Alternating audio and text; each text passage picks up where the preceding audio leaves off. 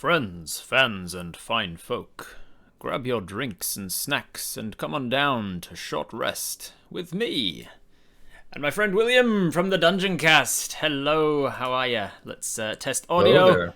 Perfect! Look at this, I'm getting good at this, everybody. Okay, cool. I'm getting good at this. No more audio goblins for Robert.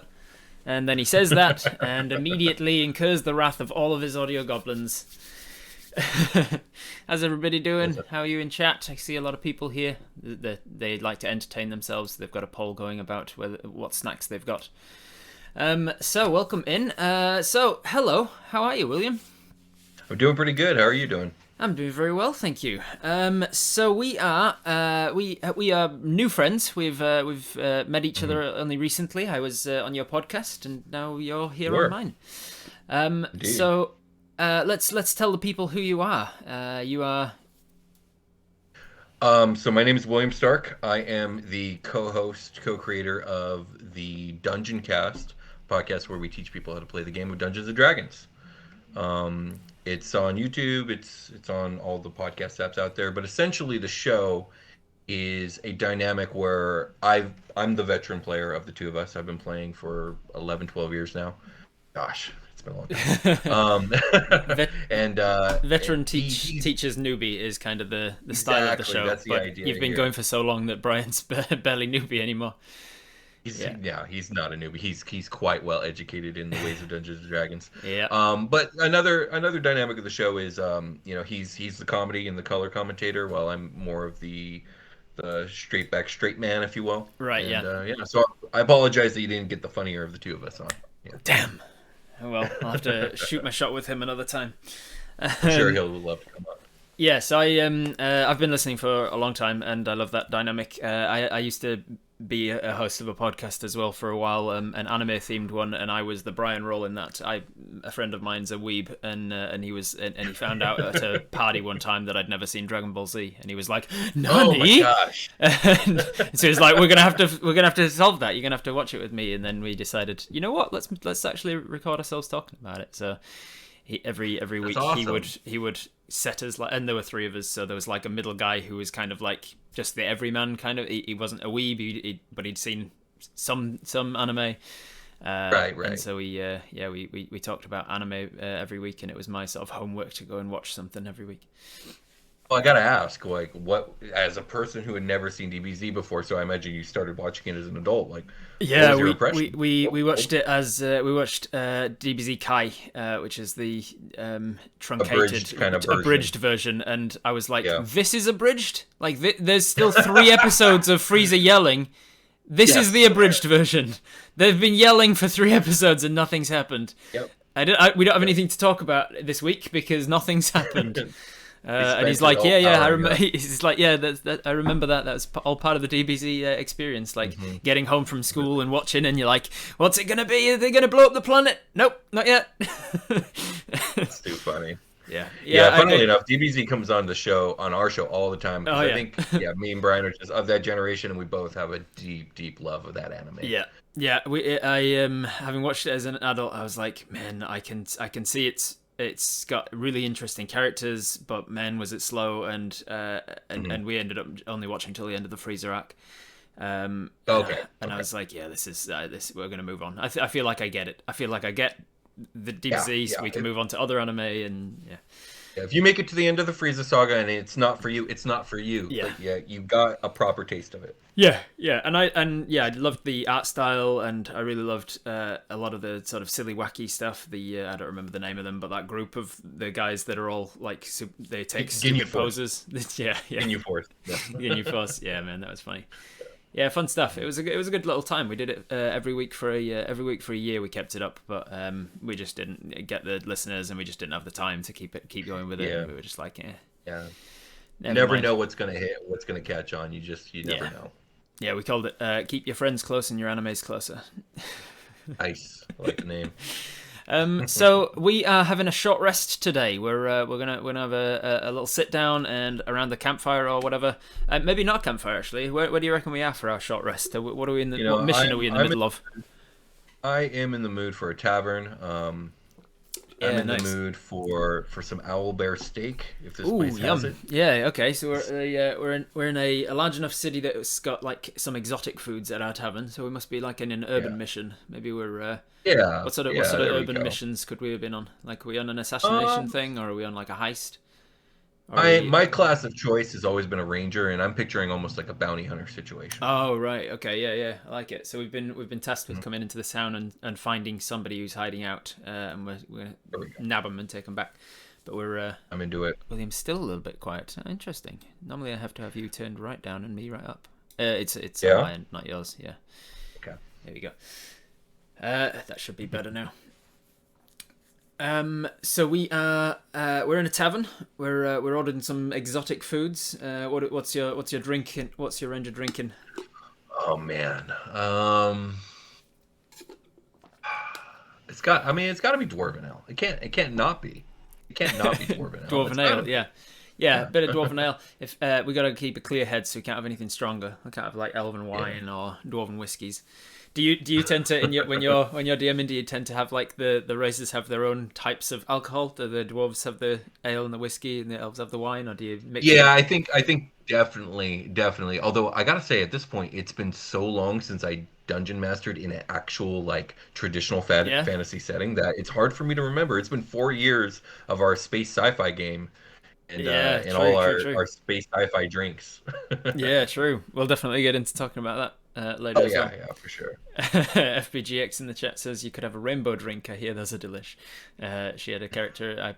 She's a friend of mine in real life, and she had a character who always ordered rainbow drinks whenever we went anywhere. What's your most colourful drink, please? Awesome.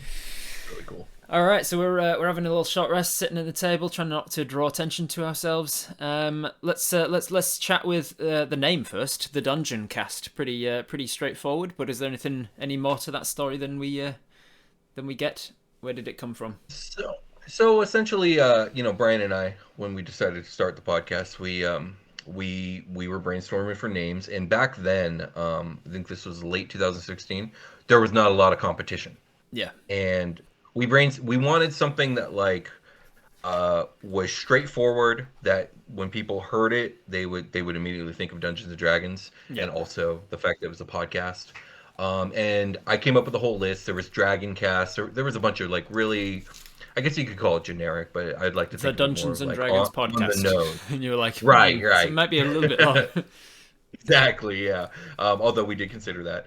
And I was like, you know what, the Dungeon Cast sounds pretty good. I go, I bet you it's already taken though. And we scoured everywhere and it wasn't taken. We're like, well, this is kind of just perfectly on the nose. It doesn't really get better and more succinct than that.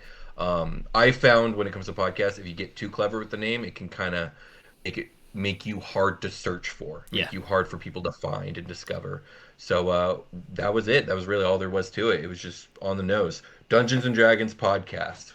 Mash those two things together, and we got the Dungeon Cast. and as you say, like when you started it, there wasn't a lot of it wasn't inundated with the market like it is now. I mean, like there's actual No, plays galore. Everybody's got a podcast where it's gosh, like yeah, left, right, and center talking about yeah. their own D&D stuff or D&D And supplemental stuff. at the time that we started the podcast, I mean, there was live plays, and all the famous D&D podcasts were live plays. Not Mm, as much as there are today, like you just said, yeah, but there was absolutely nothing like what we wanted to do. just And chatting so we about got a it rather than yeah, exactly, and like, and the way the show started was because I had met Brian at work. He was my coworker. We worked together very closely on a day-to-day basis, and we had a lot of similar interests. But he had never tried D&D. He never even really heard of it, I don't think. mm, And I would tell him about it because it was my favorite hobby, and him interested in it. And then we started a game, and that turned all of our work conversations into D&D conversations. mm-hmm. And he would ask me about like, well, how does this work? And like, okay, what if I wanted to do this? And then we would talk about our Right, sessions, or we would talk about a particular monster or god, and yeah, he'd have a million questions.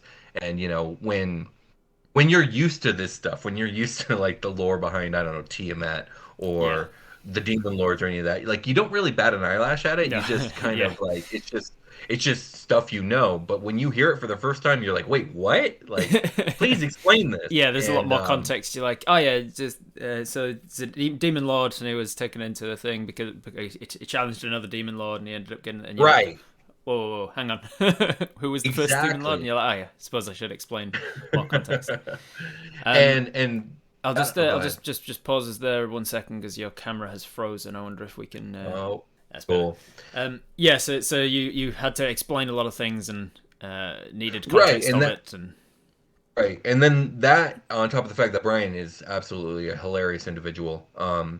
It led to really entertaining conversations, we thought, but not just us, like a lot of coworkers around us would listen in or kind of gather around to hear our stories about our D&D game. yeah, right. And that turned into like, hey dude, like I've been watching a lot of YouTube channels and listening to a lot of podcasts that have a similar vibe and a similar premise, but on different subjects. So maybe we could do this for D&D.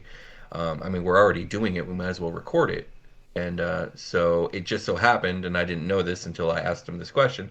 Brian's an audio engineer, and he Right, was already set up with a lot of recording equipment. right. And and it was like a match made in heaven. We just started recording it, and here we are. Yeah, and when was this? 2017, 16, This was October 2016 is when we decided to 16. record the first episode. Yeah. Which October God, I go back. 2016.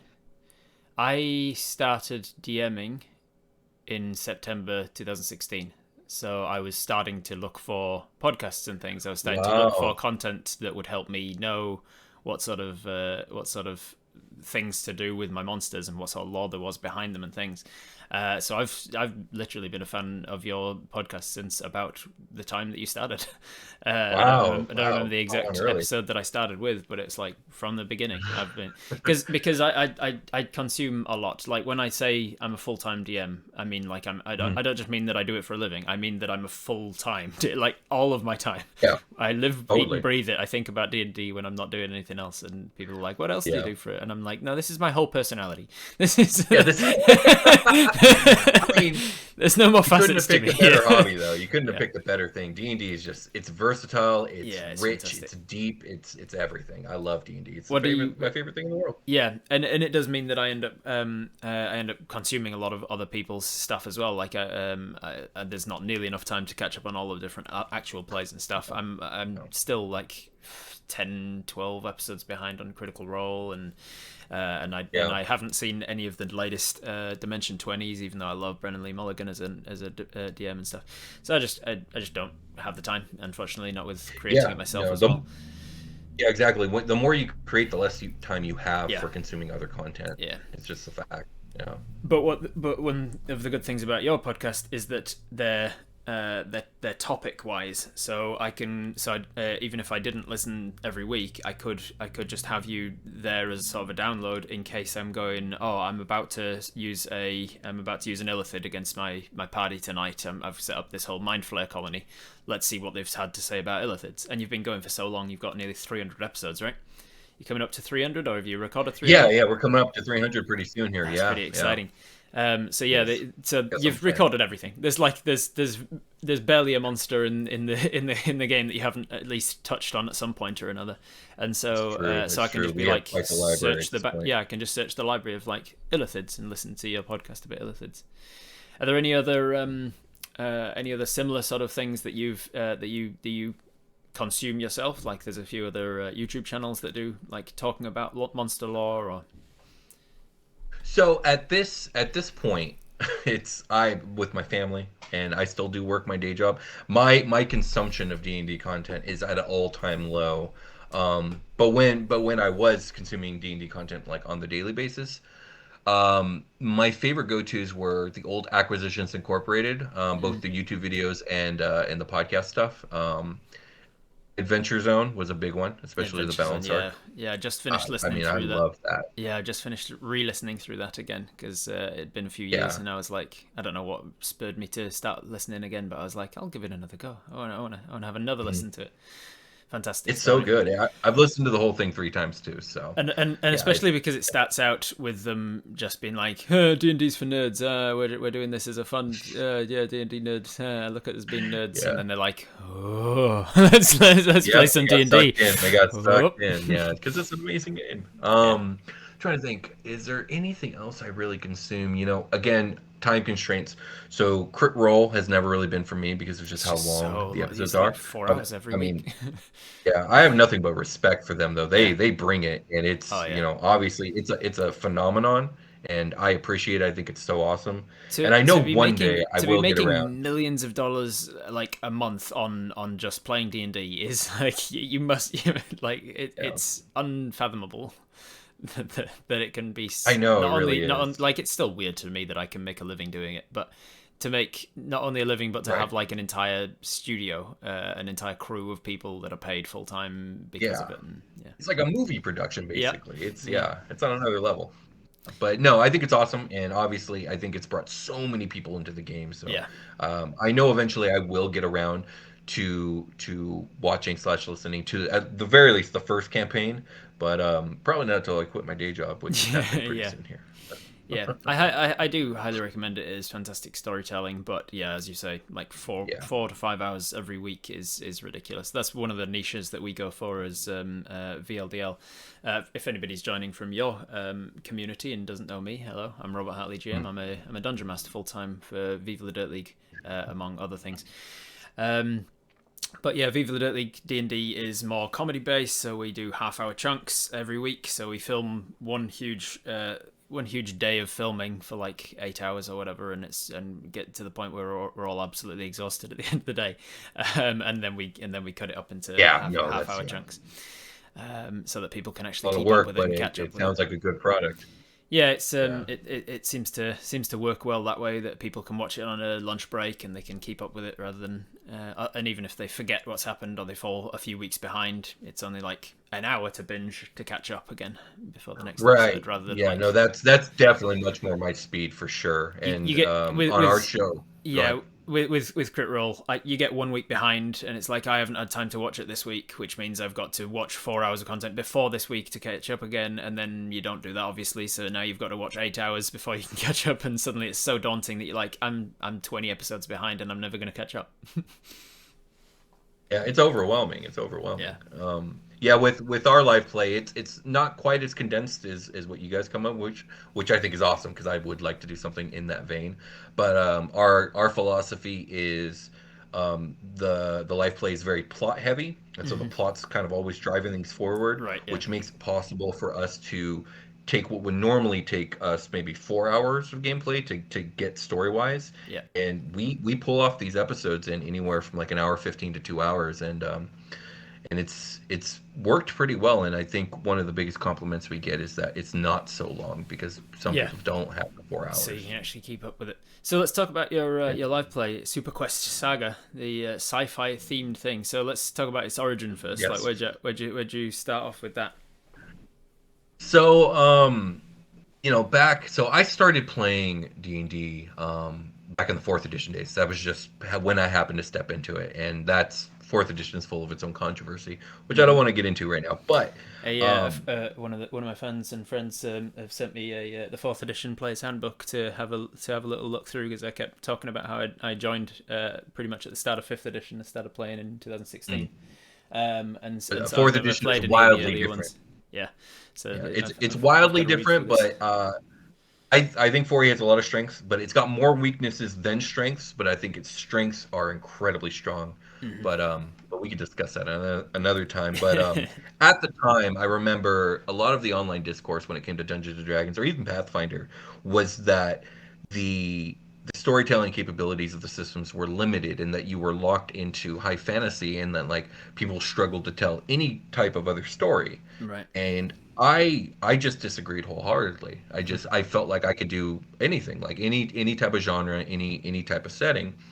And when it came to us doing a live play, the Dungeon Cast and our team, there's two things. Number one, I wanted to prove my point, and number two, we wanted to do something that was different because everyone, obviously D&D is synonymous with high fantasy, Hmm. so we wanted to do something to differentiate ourselves. So I was like, fuck it, this is my opportunity to put my money where my mouth is, and we're doing a sci-fi space opera, and we're Yeah, gonna make it nice. work, and we're gonna do fifth edition.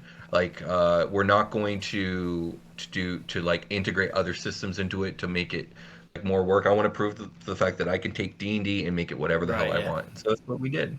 And I think even the premise, or I know the premise of the world which we're operating is this is the same world of Dungeons and Dragons, but we are 100 and something thousand years into the future. Right. Um, Okay. So it's not like you've said, "Oh, this is a different thing entirely. This is the world of the Forgotten Realms or the whatever." This is you can think yeah, about it this as being the future of any of these D&D settings. exactly right. Yeah. So that was the premise, and then from there, I had the players build their characters. Only Brian knew it was going to be a sci-fi game. The other two, Oh, Josh right. Freeland and Jake, they just thought it was a normal D&D game, and I didn't tell them anything. Right. The only thing I told them was, don't get too detailed on your backstory. Yeah, I go, right. we can flesh that out a little bit later. I go, there's a reason. I'm not going to tell you what that reason is, but don't flesh it out too much yet. Yeah. And so, they trusted me, and that's what they did. And episode That's cool. two, I launched them into the future and into space, and Oh, so it started this episode when they were starting in sort of present day D&D, like medieval yes, times. in very high fantasy medieval times, classic D&D Cool. setting. No clue that what was going to happen, Yeah. and It, yeah, That's exciting. Yeah, it's been one of that was those pretty fun. again. It's been one of those things on my list of like, man, I really should probably listen to a few episodes of that, and then especially leading up today, I was like, I really should listen to them, and I was like, who are you kidding, Robert? You need to sleep and eat, and you're not doing anything. Exactly. You're like not doing anything but work all of the time. You don't have time to listen to the other stuffs. No, you got to So take care of unfortunately, yourself, man. yeah, There's too much D&D content. Although I so much, appreciate man. it for the Yeah, thought. it's on my list to listen to at some point. Where is best to listen to it? Is it on your YouTube best or uh, on podcasts or? So, I mean, either YouTube or podcast. It again, like the DungeonCast, you can find it literally anywhere that you get your podcasts. And but it's also on YouTube. And what's cool about YouTube is we also do premieres for every other Tuesday that it airs, and Right, there's right, a right. That's cool cool. little community that likes to gather and watch it. It's not live, but Yeah, it's a yeah, live-esque you can. experience. Yeah, we did a similar thing 2 days ago on the Viva channel because we hit 100 episodes. So for our big 100th episode, we did a longer form episode and did a premiere for it so that we could be in the chat and chatting with people as they were watching. Yeah, Yeah, it yeah, was and fun. it's Good cool. environment. Yeah, yeah, and that's one of the cool things is like we'll be in the chat. I don't make it to every episode just because it's difficult for me. But if Time. it's a big Yeah. episode, I try being in there. So you're how many episodes into that campaign now? I believe episode 74 has released. We just recorded 75, and unless something goes off the rails, which it could, Hmm. the finale is looking to be episode 77 Oh, cool. So coming up. once it'll be all done, then you can be like, right, that's a finished, completed story, or is that just Yep. season one, and then you'll probably come back to it Uh, at some point? it What's will the be plan? it. I've left a little room for a possible second season, Hmm. but the plan right now is like I'm laying down the weight and resting myself when Brian's going to pick it up, and he's Right. starting a campaign that's going to take its place. In the meantime, I am spearheading a Kickstarter for a campaign setting book set in the world of settings called Drakenstar, but of Right. Super Quest Saga. Yeah, so Cool. So you're doing I'm a setting butt for it. yeah, I am. As a matter of fact, you know what? I got a image here. If you can share it in the chat, Cool. if you want to get a sneak peek. No one else has A seen this who's sneak not on the peek. team. Yeah, let me see if I can Settings. find it. Um, let's see here. I gotta open my drive and stuff. I wasn't planning on doing this. Getting But exclusives yeah, here.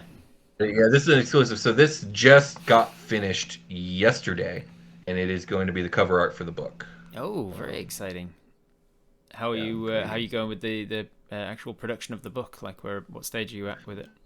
Right now, we're still in the pre-production of like getting the Kickstarter launch. Yeah. So it's about getting art commissioned. It's about getting really really tasty like lore blurbs written, Right. and getting the tiers figured out so that we can get the Kickstarter organized, put together, and then we're ready for launch. And we have things for people to look at, be like, this is what we're going with. This is the artist we've hired.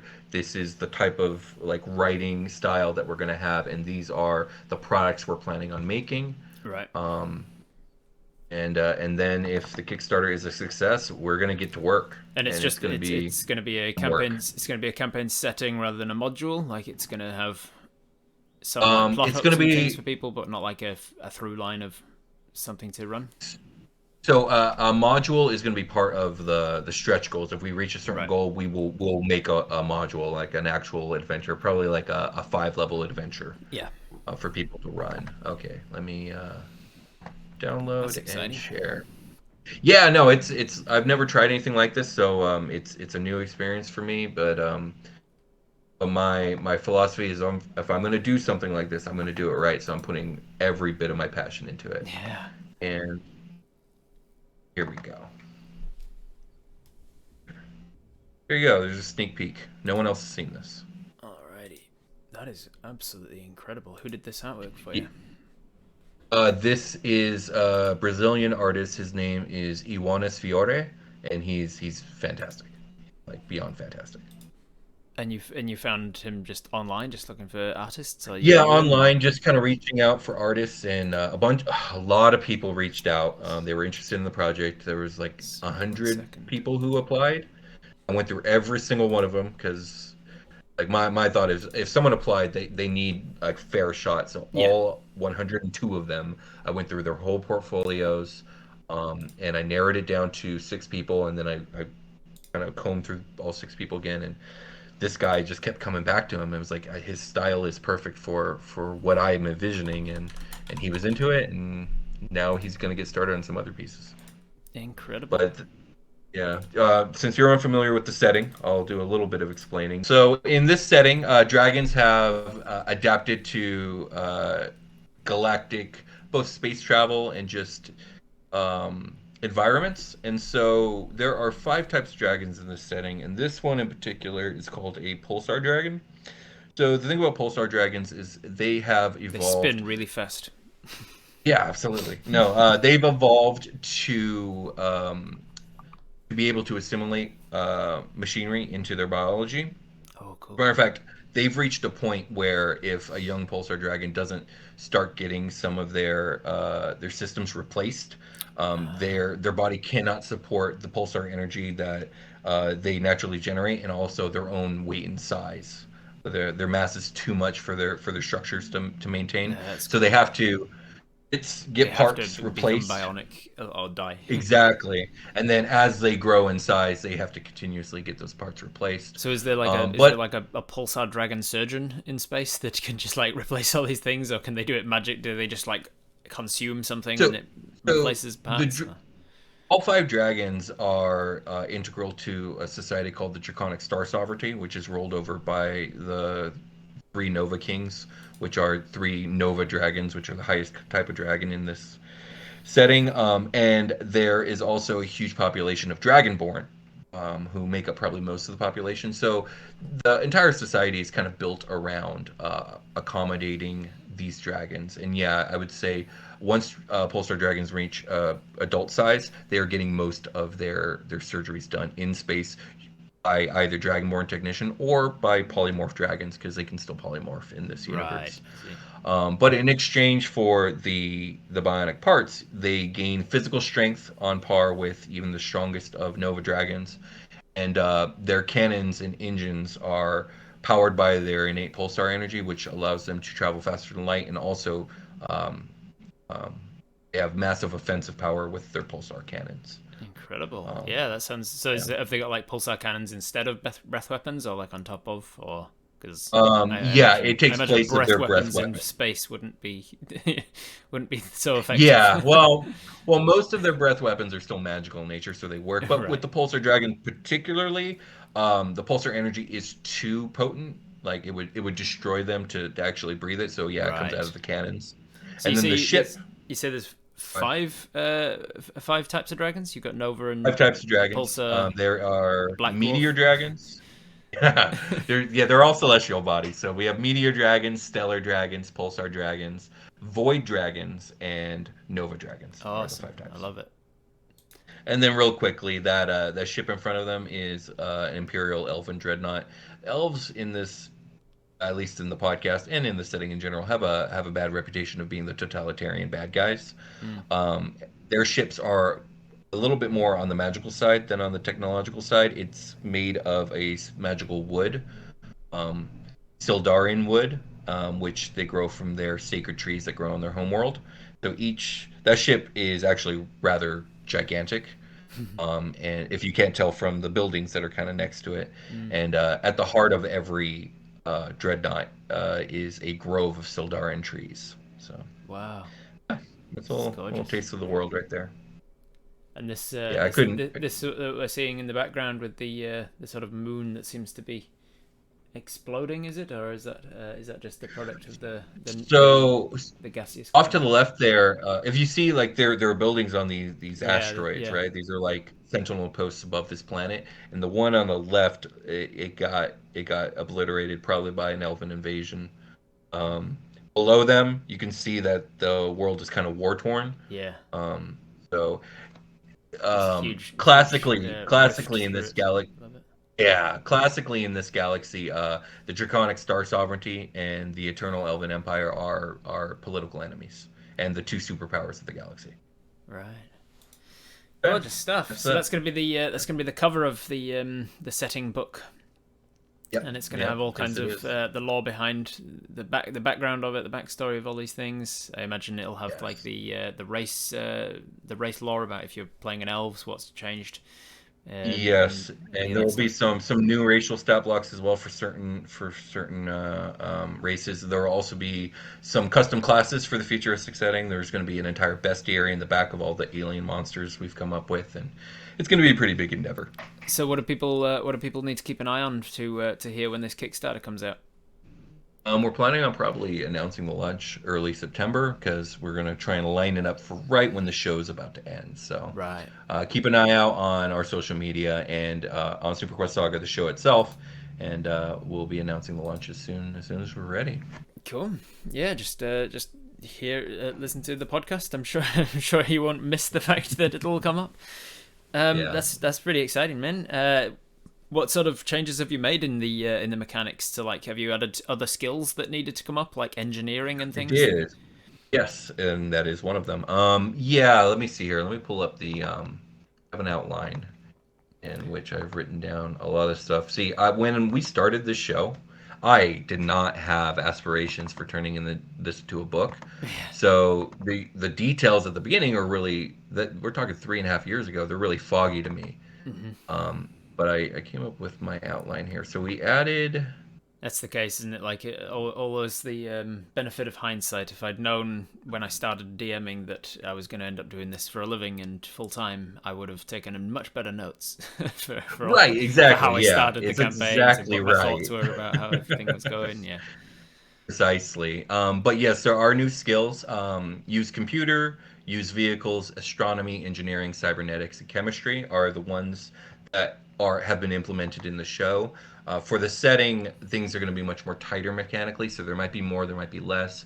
We're also going to come up with a way of adding these to the various classes in a way that like now that there's more skills, we might make it so certain classes get an extra skill. Yeah. Um, Yeah, I was going to so we're say that was not. because that's something I've been toying with. I was thinking the other day about adding like I feel like athletics does a lot of the work. There's a few skills that like really hold their weight and some that don't. Yes. And so I was like, yeah, there are some skills that end up being like must-haves. Like you've got to take perception because it comes up so often and Right. all this. Right. Or at And the so I very was least, investigation. yeah, so I was thinking like maybe if you introduced a new skill that's like grappling is as an actual skill instead of being like you can choose athletics Mm, or acrobatics, and it's like if you want to be good at wrestling and you want to be good at holding on to people and getting out of grapples, then maybe you have to be skilled in that particular something thing. more So I was specific. like, yeah, if you Yeah. split something though, then you have to worry about like you have inherently lessened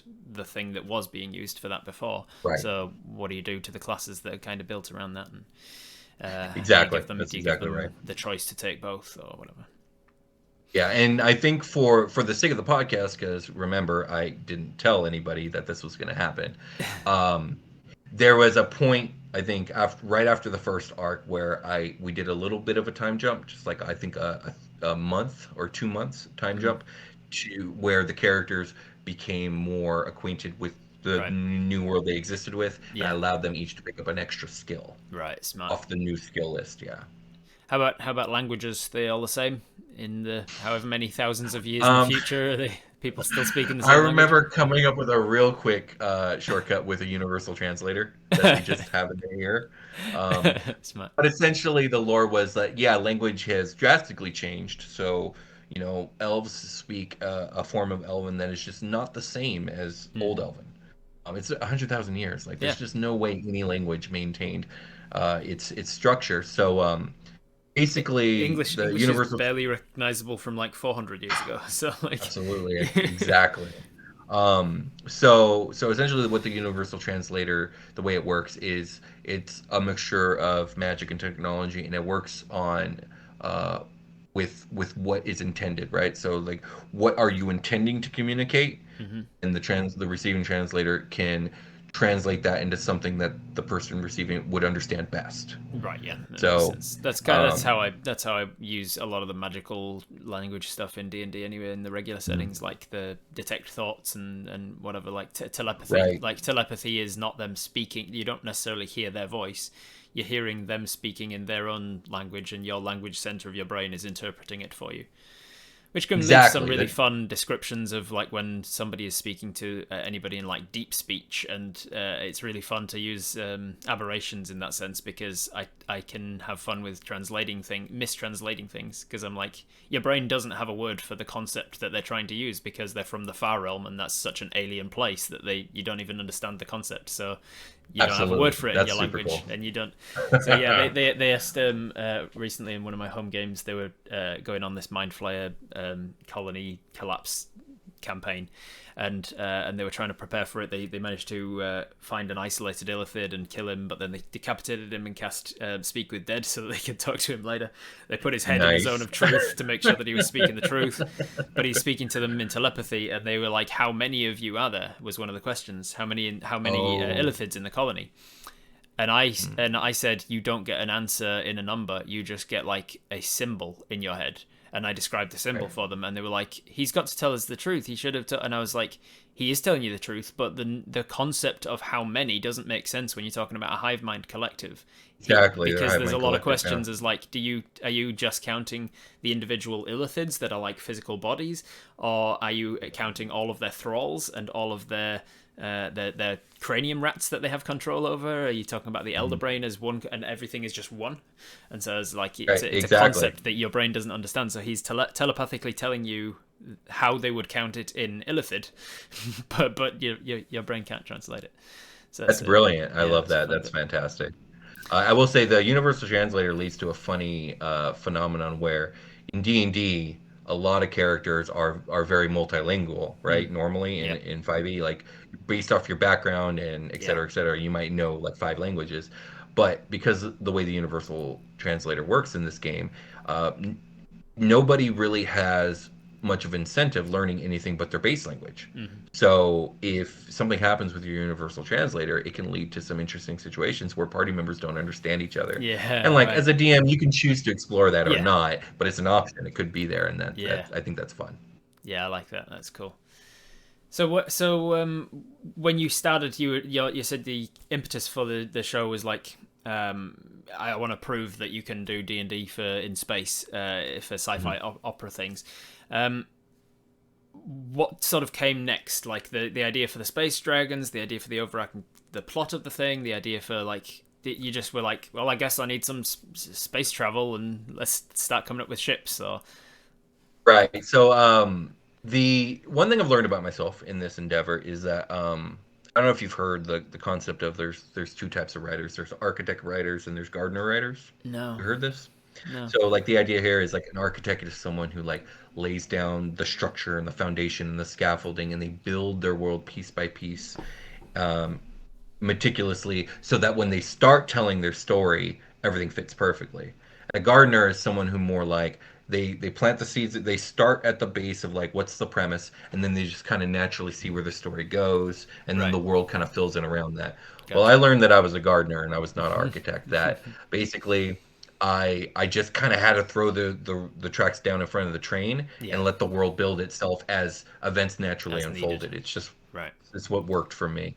And so the first thing I did was have everyone build their characters, right? And so I knew what I was working with. What Yeah. do I need to make important to the story based off, we ended up with a druid, a paladin, and a warlock initially, right? So I'm Mm. like, okay, I need to make this patron work, and I need to Yeah. make this patron work across a huge time period.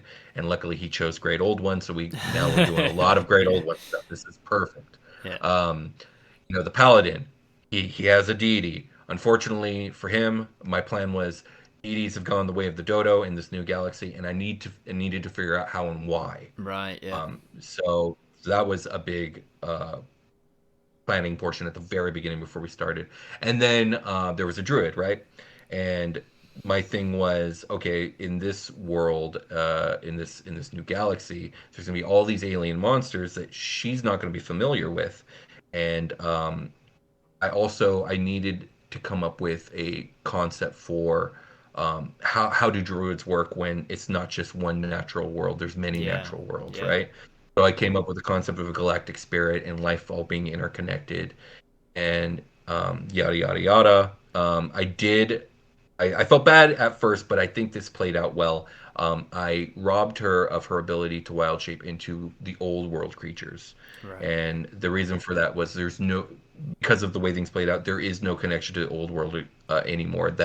And like all of that has been obliterated. Right. And so she had to commune and connect with the galactic spirit, which then gave her the ability to transform into um, the fauna that exists in this galaxy Right. that she sees, that she's interacted with. So she can still wild shape, but it's into aliens. It's into Yes, and new the trade-off beasts. is yeah, and the trade-off is these things are way more powerful than anything she would have been able to transform into. Because we've got really creative with it. Me and Jake, he plays the druid. We're both huge fans of the Pokemon franchise. Right. So Right. he gave me a list of all his favorite Pokemon. I was like, I'll turn them into alien monsters for you, man. No Awesome. problem. Yeah, that's the. I was gonna say that sounds like a lot of work to have to come up with a whole new monster bestiary of beasts for him to turn into Yeah, alien beasts. it's been fun. I've been enjoying it. It is fun though. Like part of the most fun I get in D&D is like the homebrewing part of it, like coming up with new Oh monsters, yeah, new stats, new whatever. indeed. What was the biggest change aside from the languages and the skills we've talked about? What's been the biggest thing on the character sheet that you would notice different in Super Quest Saga? Probably the equipment. So we have a futuristic equipment is just Mm-hmm. completely different. Basically, I introduced this concept of like super kinetic weapons and energy weapons and stuff like that, basically making old world weapons completely obsolete. Like if you take an old actual halberd and struck one of like I don't know the Iron Legion, which is like a lawful neutral, lawful evil paladin kind of like paramilitary Mm-hmm. order. If you attack one of these dudes, it's either going to break the halberd or not do any damage because he's wearing super kinetic adamantine armor. Yeah, yeah, yeah. So basically, it was like you guys are in a future world now. You have to upgrade to the future equipment because Right. your old shit's not going to work. So that would probably stick out of the different armors and Yeah, stuff. that's interesting because Uh, as you were saying, I was like, yeah, it makes sense, and then I was like, oh, actually, you could also justify it the other way. You could be like, the arms race has gone so far into the future that they're like, oh, we've got a shield, so you've got a bigger sword, and then we've got something that can attack from right, range, and they've eventually gone so far into it that their armor is all based around their current day weapons, their plasma weapons and stuff. And so the best way to get through it all is to use like a stabby stick. And they're like, "Whoa, what was that? How do you?" we weren't prepared We for weren't this. prepared for what he just hit me with a sharpened piece of metal. I didn't like it. There was no energy weapon to it. There was no lasers or plasma or photons. And he just hit me with Right. he just hit me with a piece of sharpened metal. That'd be a pretty funny way to do it as well.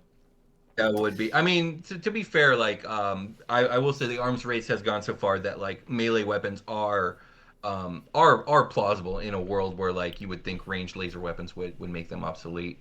And I didn't really get as detailed in explaining that as like say Dune, which makes that really make sense. Yeah. But I mean, this is a world with magic, so like Yeah. high energy superkinetic magical armor is going to be really good at deflecting like laser power, Yeah. but maybe less good against a superkinetic heavy hammer. I'm trying to find. I made an armor and weapons list, and I'm struggling to find it so I can list off some of these cool things that I made up. The armor presumably it still works as AC though, like it still works mechanically the same. Yes, yes. Although there is a little power creep, where everything is like just a little bit shifted up. So like our paladins, I think his AC rests at like 23, which Right, is right. usually a high level paladin's AC is going to rest more around 20 in Yeah. vanilla D&D. Yeah. Oh, here we go. Weapon and armor. So So you've let just me pull these adjusted up. the monsters to fit. Just be like you can go Exactly. up against Everything's just a harder. little. Yeah. Yeah, everything's just a little bit harder. So like yeah, for light armors, we have things like cam fiber bodysuits, silica reinforced cam suit. Medium armors, I have palladium glass plating, carbon adamantine half plate, and heavy armors, we have CM matrix guard suit and a carbon adamantium full plate. And for shields, there's two types. There's the Aether Shield and there's the Super Thorough Mithril Heavy Shield. So So stuff like that. yeah, just taking all of the armor that exists and then stick some fantasy jargon in front of it, and then Yeah, basically. I mean that's kind of been the what does thing. it Is do? like Well, it the gives you whole 12 plus your dex mod plus. exactly. But the thing is, like, it's all just been reflavoring. It's Yeah, all just been reflavoring and tweaking here and there. Nothing we've done in the that's the secret of podcast. homebrewing. I- Just Exactly, take something that exactly. exists and tweak it. Not, Nothing we've done in the show couldn't just be used in a regular D&D game, which Mm, was the impetus of the show in the first yeah, place. that's pretty exciting. That's pretty cool stuff. That's been Yeah, fun. I definitely want to check it out even more now. One last time we'll move back on to talking about the Dungeon Cast, but one last Oh time yeah, about the Super Quest Saga. Where can people find it if it piqued their interest and they want to see some we're on sci-fi D and we're D? on the we're on the DungeonCast YouTube channel, so it shows there. Also, it's its own podcast. So if you just look up Super Quest or Super Quest Saga on any podcast app, it'll pop up. Exciting stuff indeed. Yeah, I love me some sci-fi stuff, and I played a lot of Star Wars themed games with friends, and there was what was it called, Starfinder. You played that? It's I a haven't. I've been sci-fi wanting version to of though. Pathfinder. Yeah. Yeah, when it came out, I was like, "Ooh, that looks cool." Yeah. I played a couple of episodes of that, just like one-offs, one-shots and stuff. So it's pretty cool. But again, it's got the problem of stuff and of Pathfinder, just so much math, so many different. You've got Funky. energy ACs and physical ACs and combat ACs, and you've got all sorts of stuff. And you get pluses for I got a +2 for hiding behind this rock, but I get a +3 because of this guy's aura, and yeah, Yeah. all sorts of stuff you got to keep Um, track of. yeah, you jumping in at 5e. 5e is definitely the smoothest, easiest, more Yeah, succinct system out there that isn't something like Dungeon World, yeah. And Pathfinder I don't think clunky is the right word. It's just heavily mechanical and It's people love a it.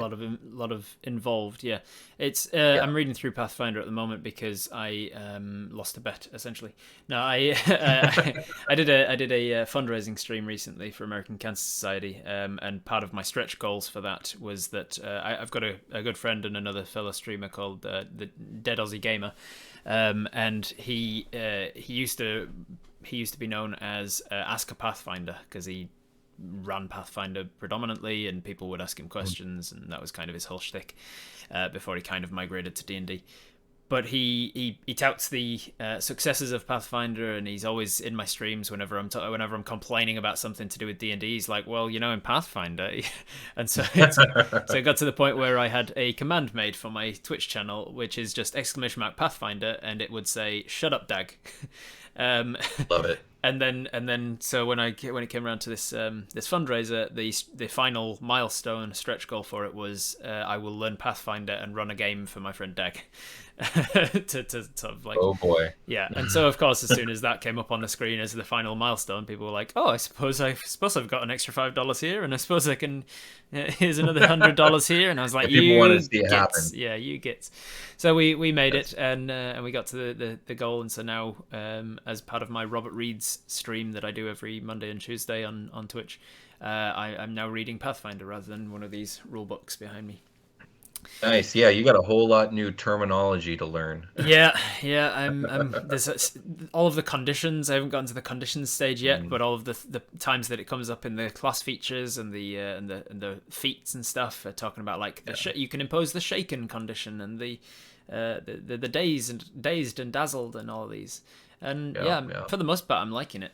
I can imagine taking a lot of the Pathfinder stuff and sticking it into my games, just making it advantage disadvantage stuff rather than you get a +1 for this and you get a +2 for this, and if you're in this circumstance you get a -2, because I like I like the concept of the minutiae of it. I've always been, I feel like you get into D&D, you get familiar with 5e, you get familiar with the concept of role-playing games and how to play them and like the simplicity of it, and then quite often you want to have a little more, like, because some things come up time and again in your games where you're like, grappling feels a little bit, and so maybe I'll introduce a homebrew rule around that and things like that, and you end up like making your game your own based on like how you want to play. And I feel like Pathfinder, from what I've seen so far, has got a lot of those things where I'm like, oh yeah, that's kind of what I've been thinking about for a while, wanting to homebrew this or wanting to take this system or make AC a little bit more diverse than just having, you've got a flat number that you either hit or miss regardless of whether they see you coming or whether they're unconscious, and so having the flat-footed condition and things like that, I'm like, okay, so you don't get to add your dexterity modifier if you're surprised to your armor class because you're not dodging the attack and things like that. Yeah, gosh, I forgot about the flat-footed condition. Yeah, no, but I agree wholeheartedly. Yeah, getting familiar with other systems, even if you don't end up going with those systems, can enhance what you're doing with your system of choice. Yeah. There are still things from 4th edition that I carried over to 5e because they fit perfectly, and I think they enhance the game. So I get that for sure. What is your favorite thing about 4th edition? I've heard the things that come up most often are minions and skill checks, skill challenges. Yeah, those are the two I was going to bring up. The two people that people always tout as being like, that's the two things they got right. Yeah.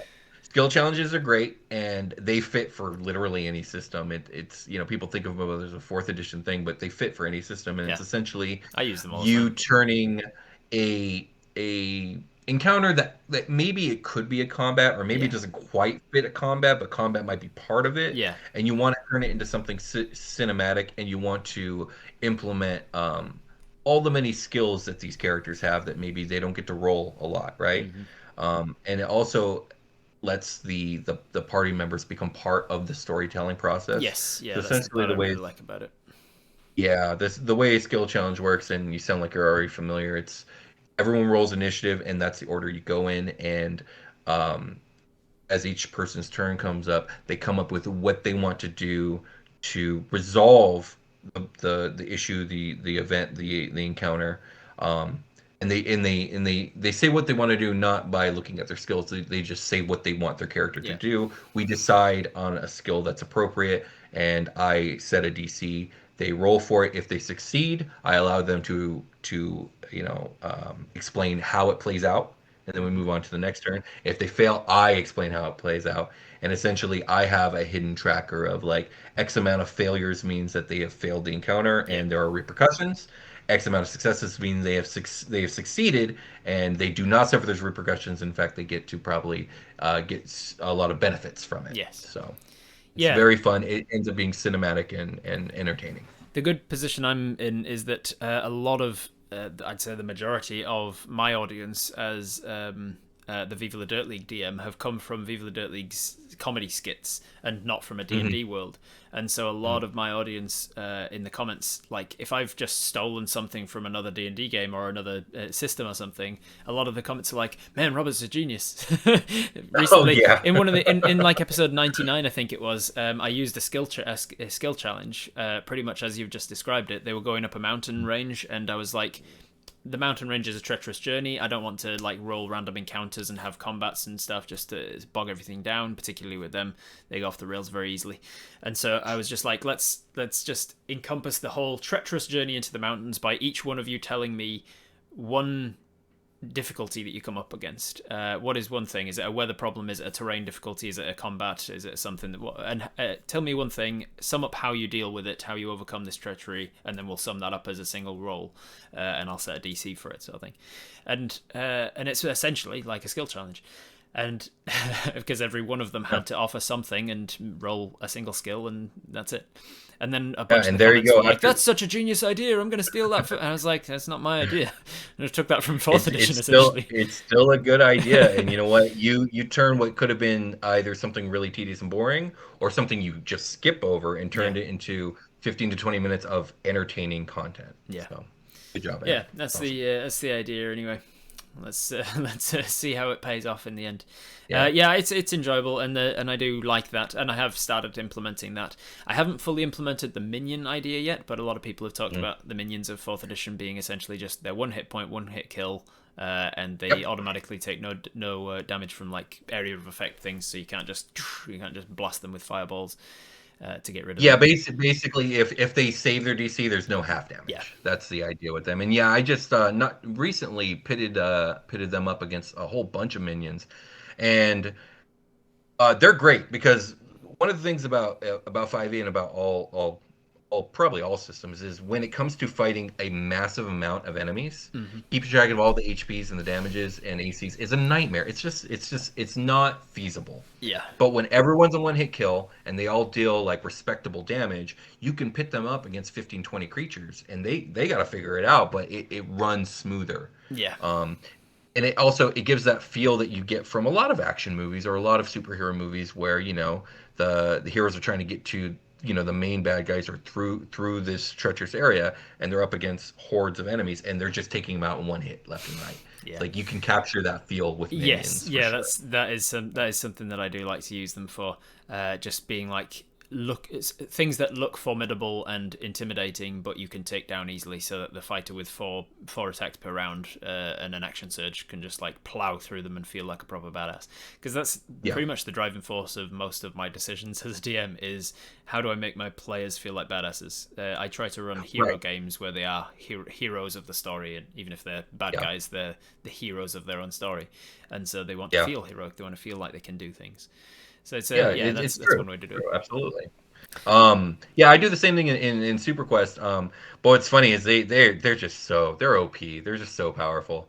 That there's been a couple times where I pit them up against like a legitimate challenge where, you know, death could happen, and it's a double-edged sword because on one hand it has the effect I want, and it makes them a little bit more cautious and a little bit less cocky. Yeah. But also like it's gotten to the point where just one of those encounters midway through the campaign put the fear of God into them to the point where they were scared to do anything ever again. And it's just funny how that happens. You know, they're so used to throwing their weight around that the second they came up against resistance, they completely changed their attitude. What? We can't just steamroll something? Must be dangerous. Right. Yeah, the closest I've come to properly using the one-hit kill minion style so far is I homebrewed a couple of new types of blight. You know, I was going to say, do you know what blights are? But who the hell am I talking to? It's got a D&D podcast about lore of different creatures. So instead of just the twig blight, vine blight, and a needle blight of the monster manual, I came up with like a seaweed blight for if they go crossing rivers and things, and then also a leaf blight. And so the leaf blight is a single hit point, and it only does 1 point of slashing damage, but they've got like a +7 to their dex or something, so their attack modifier is really high, and their AC is quite high. And so they were hard to hit, but also kind of just a nuisance. So like there was a lot of them, so it was like a death by 1,000 cuts thing where they were trying to attack the Gulthias tree to take down these blights once and for all. and they had to always make the decision every round of like, do I waste my turn killing a couple of these leaves because they're a pain in the ass and they're only doing 1 damage to us, or do we just ignore them and then slowly get chipped away by like 12 single attacks every round? Right. Yeah, that sounds pretty much like Minions. So yeah, Yeah. you that's very close, and Yeah, they're very effective. Yeah, it was a lot of fun, and one of the more memorable bits is FBGX in the chat here. She is playing a monk, and as one of them attacked her, she says, "Could I count this as a ranged weapon?" And I was like, "Sure, why not?" And she goes, "I'm going to use my deflect missiles ability to catch it out of the sky, and then spend a key point to throw it at another one of them." So she caught one of the razor leaves, and then she threw it at another and took 2 of them out in one That's awesome. reaction. I love it. Which I thought was awesome. Yeah, cool little moments. Like Speaking of blights, yes, I do know what blights are, but we have not done an episode on them, and we ought to do do that. Yeah, you should it's not definitely happened get around yet. to it. They were one of the first monsters that I used because I even when I was starting out 6 years ago, I was binging a bunch of all of the different content, get D&D into my veins, Right. and so I was like, everybody starts with goblins or bullywugs or kobolds. Those are the 3 like minions that you can start with at first level. And and twig blights are relatively early in the monster manual because they're under B. So I was like, these would be a really easy first level monster for starting with if you're starting in a forest sort of a setting. Yeah, absolutely. I've used them in games, but no, we haven't covered them yet, and we ought to remedy that. So what do you? That actually brings me on to a question I did want to ask you about. Like, what is your process for deciding what your next topic's going to be about? So I usually set it like 6 months ahead of time, just so I have some sort of structure. But it's pretty fluid because there's a lot of times where if I'm not feeling reading up on a particular subject, I just move it down the list. Right. I've learned not to try and force myself to do something that my brain it doesn't want to latch onto. Right. Another thing that we've done is every year we have like we choose a particular theme. Yeah. Yes, and this year the theme is Fiends, so it's Year of the Fiend. And so all that means is like once a month we're doing something Fiend related at the minimum, sometimes twice a month. And that helps keep a structure to the show as well. To it, yeah. I think you started that with the Giants, wasn't it? Giants and then no, Dragons actually. Dragons and then Giants and then Beholders and then Fiends. Yep. Yeah. Yep. And you'll never guess what next year's going to be. Well, you're going through the different types of creatures. Celestials? I considered it, but nope. You'll never guess. You'll just never guess. We'll just never guess. It'll just be year of the miscellaneous. You shall see. We will be announcing it probably. Well, I think we usually wait till the week before, but I think it's something different. We're zigging when everyone probably expects us to zag, and I think people are gonna be happy though when they hear what it is. Year of the Dragons again. That's right. Dragons 2. Dragons 2 Electric Boogaloo. Indeed. Lightning we really could. There's so many dragon things. I've got Fizzbands recently, and I haven't had a chance to open it yet. So many of these. That's a great book. It's why I do Robert Reads on my channel twice a week to try and just get through some of these books because they just churn them out. They're bringing out like 3, 4, 5 new books every year, and I'm like, I haven't had a chance to open bloody Volo's guide yet. like I need to slow down. So yeah, I do highly recommend Fizzband. So it's fantastic. Yeah, it's one of the better books. I've heard great things. I definitely want to put that up high on the list of Robert Reads once I'm done with Pathfinder, probably. Yeah. Well, it wouldn't be Yugalot's GM workshop because they're fiends, so probably be involved in them. No. Well, I'll stop guessing and I'll keep speculating instead. So is it just basically what takes your fancy outside of like the themed episodes? To the most part, I think at the beginning of the show, so for the first few years, there was basically like, okay, what are the quintessential like subjects? Like obviously we got to do goblins early because like people need to know these things. They're going to be using them at the beginning of their campaigns, and of course all the player options and the class options and stuff like that from the player's handbook. And then once we kind of got through all like the stuff that you think we should have by that point, it started becoming okay. Now how do we decide what's important, what's not? So like I try and pay attention to what's going on with releases, and I try and pay attention to what the audience says they want, and based off that information, things might have higher priority. Also, just what I find interesting as Yeah. well. I have certain like uh, not get I have certain like tendencies. So like at the end of the year, our last episode every year, I try and pick the most ridiculous subject or monster that I can possibly find, and the last episode of every year is usually something funny. Yeah. Um, and then we try new ideas too. Like we've recently tried like building dungeons for like particular monsters, like making layers, and that's been fun. But yeah, at this point, it's just kind of like what's popular in the zeitgeist, what's going on that Yeah. people want to know about now, versus what do I want to cover because I think it's interesting, and Yeah. it's just kind of a balancing act. And when you started, there was like there was different types of episodes. So there was the episodes where you talked about a class, episodes where you talked about a monster, episodes where you talked about this and that. But I imagine, being that there are significantly limited classes and subclasses than compared to the number of monsters there are, you kind of blew through the classes very quickly, and then you're like, now you can revisit them to talk about Yes. newer subclasses that are being released for those, but you've already covered Yeah. the things about like the primary class. Yeah. And then later on, what we did was we're like, well, you know what? Let's actually spend some time and give attention to each specific subclass, Yeah. because they each deserve their own amount of attention. And so we've So actually at this point burned revisited, through most of those as well. yeah, revisited episodes, sorts of things. Like we're Yeah. going back to talking about this because we kind of breezed apart it in like a 3-part episode. Right. Exactly. So do you, once you've decided what your topic is going to be, I assume it goes into like a massive spreadsheet of like, this is roughly when we're going to be filming these ones, and we're going to do these ones on these days, Yep. and you film them in blocks, like three at a time, or 3 at a time. Yeah. yeah, 3 at a time, which is exhausting, but yeah, I it's imagine. we found it's what works best for us. Yeah, it So. gives you some time between to actually get them edited and whatnot. And tell me about the preparation for the episode. Like, who you do all of the research. You go into Yeah. Google, obviously, Google the So animal, Google the beast that you're yeah. talking about, or So whatever. what I do is like let's just we recently recorded Kieran's, and so what I do for that is I just pull up every single source book ever made. I have countless PDFs that mentions Kieran's, And you just and I Control read F all to of it. find Kieran. Yeah, exactly. I read all of it. Yeah, And then I make an outline for like how I want to present it. I'll start with like introduction, then we'll physical description, psychology, behavior, environment, domain, et cetera, et cetera. And I top to bottom, how do I want to present the information? And then I just start going through, re-going through everything that I read yeah, and making sure I'm not missing anything when I write. yeah, Like here's a physical description. This is what they look like, because different sources will have different physical descriptions, and I have to decide whether like it's worth mentioning that this yeah. one very obscure book mentioned that like these things can sometimes have antlers or not.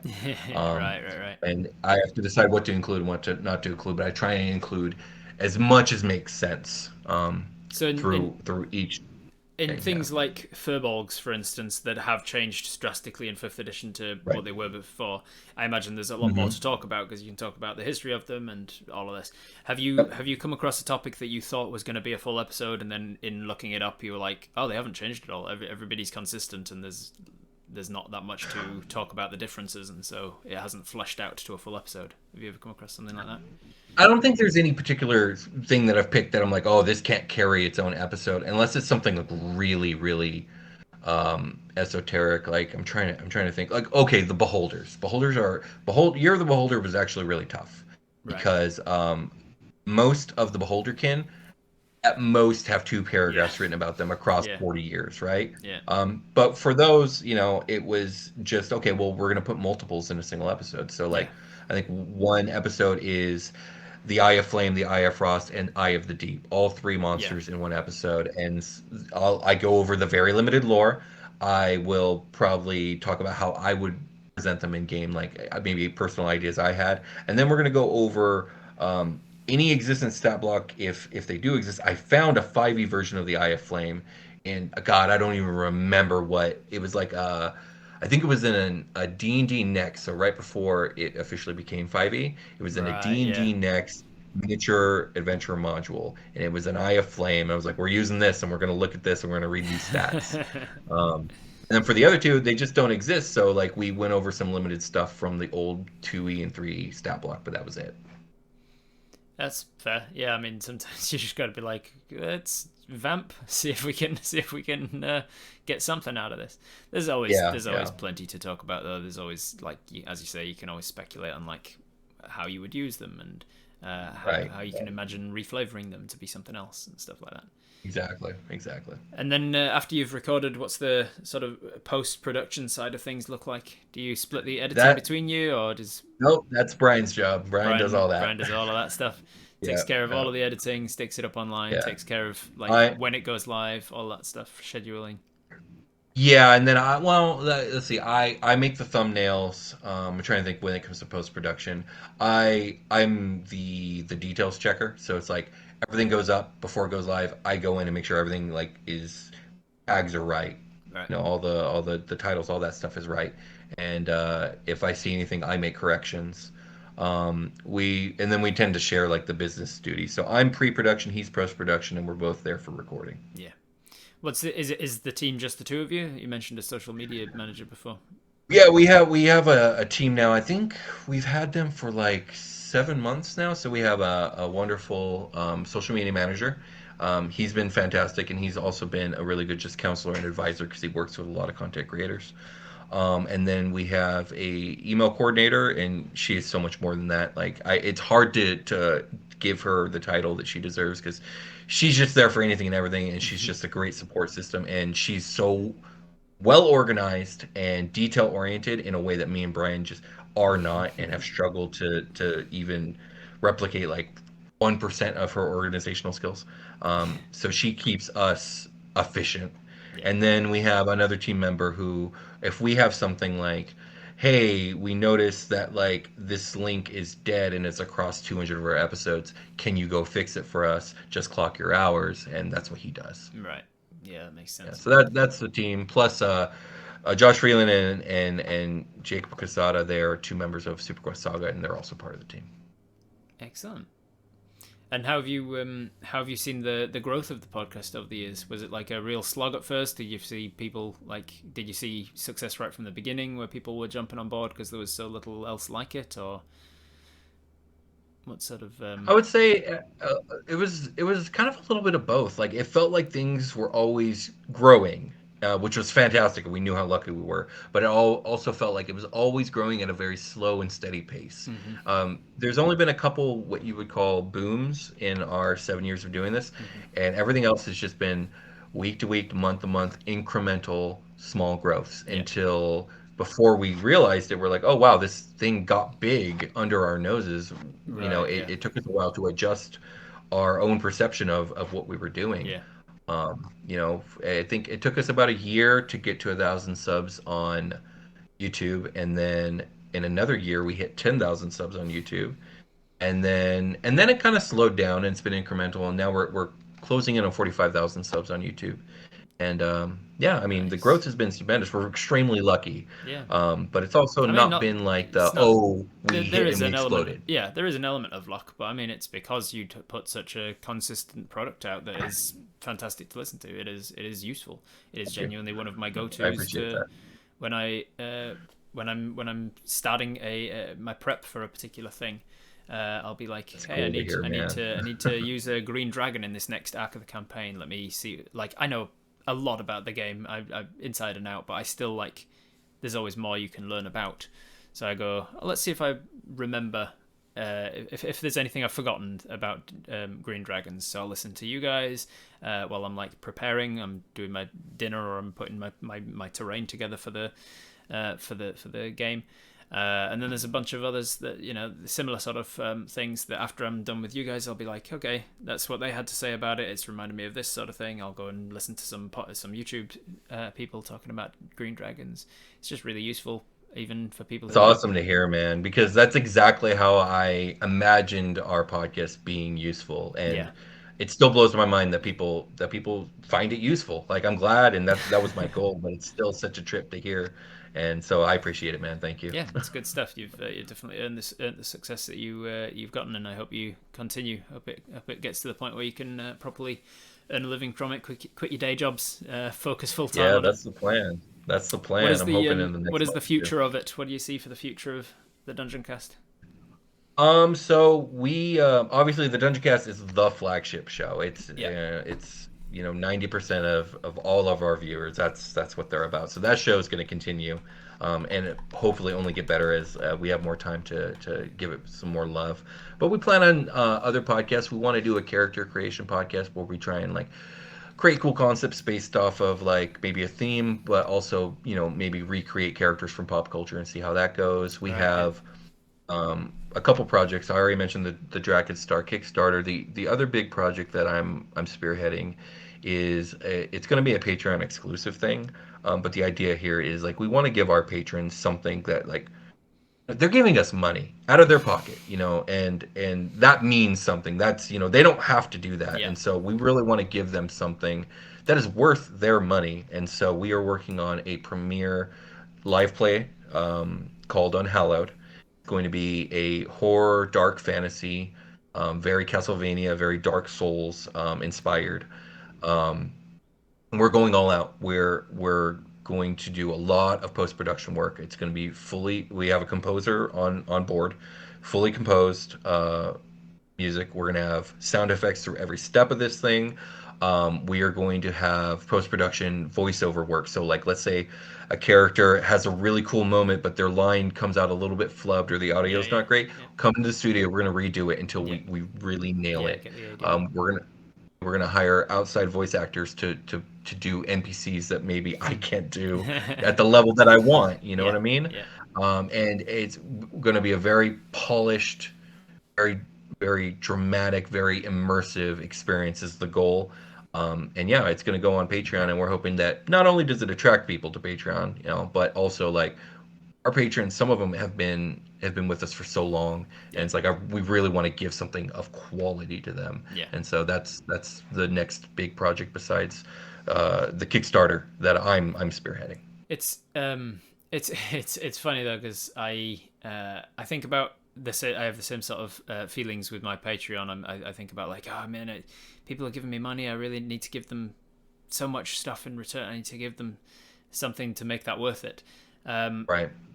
And I think about that from the creator side of it, and then from the patron side of it. I'm a patron of a bunch of different channels, yours included, and from that side of things, whenever I get the Patreon email saying like, "Oh, there's a new thing on the Patreon," I'm like, nah. I don't Yeah. actually do it. Yeah. I don't do it for the perks. Yeah. I don't like. Yeah. No, I I'm the patronize same people. way. I patronize people on Patreon because of the fact I that I want to really like support their them. content, and I'm like, I keep going with this. As a content creator, I can appreciate that this is part of your income. Here, have some dollars every week. But I can't. Yeah, I don't make that switch for myself when I then think about it from a creator standpoint. I'm like, no, people aren't just supporting me because they want to support me. People want stuff, so I've got to give them stuff. Yeah, no, I feel the same way as you. Like when I support people, it's not for the perks; it's because I want to support them. And I think most of our patrons, that's definitely their Yeah, mentality.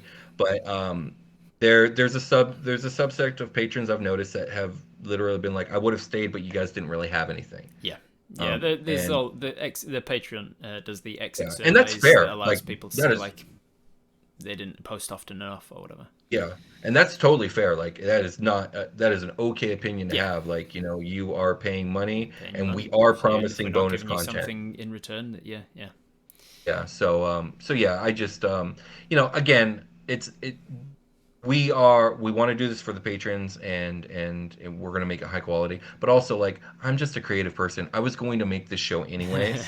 yeah, I've been like, you know what? The best place for this show is as a big salute and thank you to our patrons. So yeah. that's That what makes we're sense. doing with it.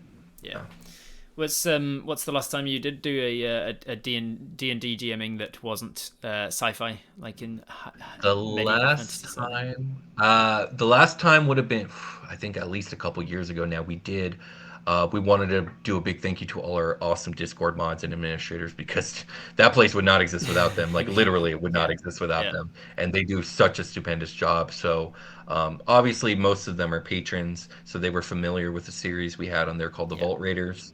And so we ran a Vault Raiders B squad with all the Discord members, and it was like an adventure with giants and dwarves. It was like a frost and fire giants kind of Yeah. warring over this rhyme fire flame idea, and they were going in to save the dwarves who had just been imprisoned and or massacred by these giants, and it was a fun adventure. Yeah, I did a similar thing when I started out on Twitch, and I started a Discord server and things.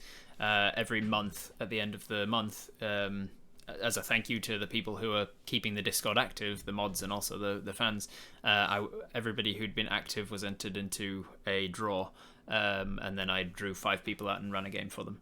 Nice. And then after like 8 months, it just got too much to keep going, and the Discord by that point was kind of self-sustaining, so I didn't really need to incentivize people actually using it. Right, right. But now, We have a we. Go ahead. Now I just try to thank my mods every so often by just like having a game off stream with them and just playing video games and stuff. It's actually what I'm doing later today, just as a thank you to the incredible mods that run the channel for me. And the Discord, again, my Discord wouldn't be anything without my mods. My Twitch probably wouldn't be anything without my mods. So thank you to the mods as well. Right. Yeah, so they do such amazing work for just no reward. So I like to try and remind myself to give back to them in some ways every so often. Yeah, you got to. We're doing something similar to what you were saying about like the monthly game. Again, this is dependent on when I can go full time, but we, again, to give more back to the patrons, we wanted to kind of start a raffle pool where at least once a quarter we're going to run a game with a raffle of like six patrons, and it doesn't matter what tier you enter in. If you're a patron, you're in the raffle. So yeah, good incentives. I'm going to open it up to questions from the chat because I've been seeing a couple of them coming in. But before we do, I just wanted to talk about the trailer. Did you see the trailer yesterday? Oh yeah, I did. People have been. What were your thoughts? People have been pinging me about it all the time. It was the first thing I got when I woke up yesterday. I was like, check my phone, and like 3 people had tagged me in it and was like, check this out. Yeah. So I have only seen it the one time, and I was relatively tired. So I do need to watch it again. But my initial thoughts were, this looks fun. Like, this looks like a good adventure romp, and I had the first thought that like there's a scene where somebody shifts from an owlbear into I assume a druid, and my first thoughts were, in the space of like half a second, I went, is that a druid wild shaping into an owlbear? You can't do that. They're not beasts. I suppose they're just allowing it to happen because that's cool and it's part of D&D as well. I wonder if they'll reference the fact that the DM is a lenient DM. I wonder if they'll even reference the DM at all. And I just went down in the space of seeing it, and then I just moved on. I was like, cool. I can think of like 100 reasons why a druid can wild shape into an owlbear, not limited to the fact that owlbears are pretty much beasts in the first place. So why their monstrosities makes no sense anyway. DMs might not know that, and so they might just allow it. They might allow it even though they know it because it's rule of cool. They might. I'll tell you what, I'd allow it. Feat. Yeah, I probably would allow it as well. Yeah. Like, it's in my games, I've created like a subcategory called like magical beasts for things like owlbear and chimera and like griffins and stuff and Pegasus that are basically beasts. They're just magical-ish. And so if a druid wanted to wild shape into some of these magical beasts, I'd be fine with it. So but then later on in the day, I heard on Twitter people are fucking complaining about. They'll always find stuff to complain about. Whenever anybody's arguing about shit like that in D&D, I just want to slap them and be like, "Do you know how niche our hobby is? Get a fucking like, just take a step back." Just take a step back and look at the problems of the world. It is not an issue. Right. It's not an issue of whether or not they've taken artwork from Pathfinder for the fucking brain, whatever it's called, the intellect devourer, or whether a druid's wild shaping into an owlbear. It's a fun story. D&D is about telling fun stories, and I know a lot of DMs who would allow druids to wild shape into owlbears, so just get a fucking grip on it. So I don't know. Absolutely, I agree completely. It looked to me. I mean, I'll watch it again, but it looked to me like that'll be a fun story to tell. I'd love to go see that, and that's pretty much my thoughts on it at this stage. Yeah. So I've seen the trailer 4 times at this point, mostly because I've been showing other people. And funny story. Last week I was telling a good friend of mine that there was a D&D movie in the works that I knew nothing about and no one had really heard much details about. But I also told him about the three terrible, terrible films that are Dungeons and Dragons films before this, and how I didn't have a lot of faith in that this it's in going to be this done. one. Yeah. Even yeah, and I did see that they had some famous actors, so I'm like, okay, so they dished out a budget, but like, are they really going to pull this off? Mm. I go, Dungeons and Dragons is not an easy thing to No, relate to the screen. it's just a Um, completely different medium because it's it about them really all is. storytelling together at the table. So like, how Yeah. are they going to do it? So my friend asked me, he was like, well, if you were in charge and you had to make a D&D movie, um, how would you do it? Like, what do you Mm. think is the formula for success? And so I thought about it. I go, you know what? I go, they need to do what they did with Guardians of the Galaxy. I don't know if you remember the trailer for that movie and like the hype for that movie before Mm. it came out. Yeah. But they leaned right into the fact, yeah, there's a talking tree and a talking raccoon, and it's a crazy wild adventure. And it's gonna be fun, and we're not gonna nitpick or ask any questions about how this doesn't make sense because it's fucking awesome. Yeah. I go, they're I gonna have to do something like that. Yeah, and it's funny you say that because I remember thinking at the time of Guardians of the Galaxy, I was like, this is a D&D movie. This is a sci-fi D&D Right. movie. Absolutely. It's very much a D&D party. It really They're is. just That's all exactly what crazy. it They've got is. their own niches. They only work together as a Mhm. unit. They're all reluctant heroes. None of them Reluctant really want to heroes. actually Yeah, do the right thing. yeah, Um, yeah. Guardians and is a then D&D movie. it really is. And then I told him, I go, and you know what? I think they should lean into the MCU banteriness. And I know some people find annoying, but I think fits really well for a D&D party it because that's what it has to D&D be. is, It half has to comedy, be. half It has to be adventure. comedy. Yeah, Most Yeah, absolutely. And then this trailer came out a week later. I was like, no shit, they really did it. yeah, And yeah, I think they made the right decision. I think this is how it kind of had to be done. yeah.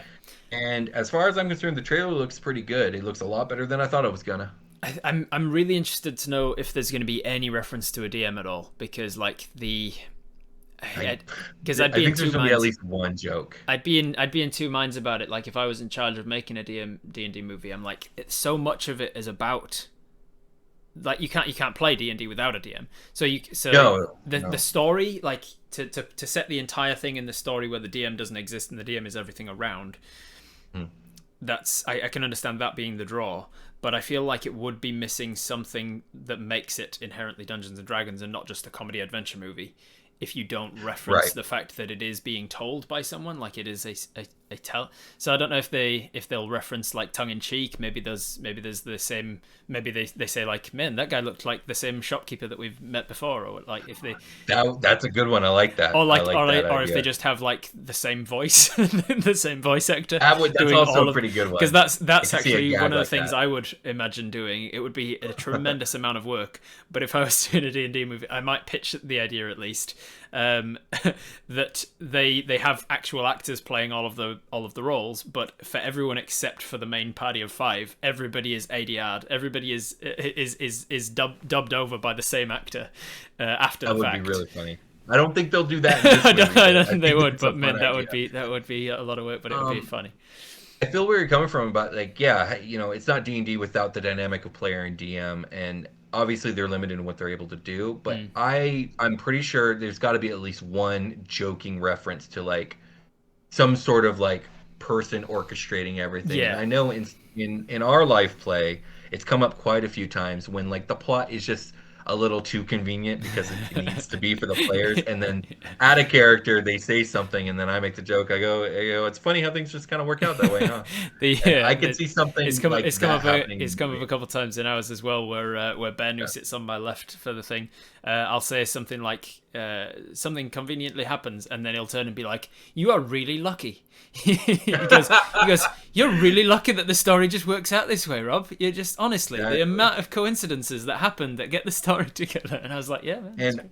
I would bet you that that's the joke they're gonna make. Yeah. There's gonna be something that happens like too conveniently, too Like, often, wow, isn't and that they're gonna convenient that comment this on has it. happened Exactly. in such a way that Yeah. it works? Yeah. Kind of like the that's moment in not Austin Powers, Wayne's World, where he's talking to a security. I don't know if you've seen it, but he's talking to a security guard early in the movie, and the security guard just reels off a bunch of information, and then the main character, Mike Myers' character, he turns and says like, "Wow, that security guard knew a lot of information. I wonder if that'll come in useful later in the movie." Or something like that. exactly, yeah. See, yeah. I haven't seen the movie, but which I know is sacrilege. Everyone's seen Wayne World except for me. But yes, that is very similar to what I think they'll probably try and pull off. But yeah, no, I went from being completely having no faith in a D&D movie to now being cautiously optimistic. Yeah. And I'm looking forward to at it. the very We'll see if least, they I pull can it off. tell they're trying. Yeah. And I can support that for sure. Yeah, I'm hopeful that they won't make mistakes like the owlbear one that can't, but ones that can't be as easily hand waved away as like homebrew stuff. Like egregious. Stuff where they're just like, oh, I can tell you haven't actually played D&D, or you haven't talked to somebody who has, or like that doesn't seem like a choice to hand wave that so much as just you didn't know that that's not how it's played.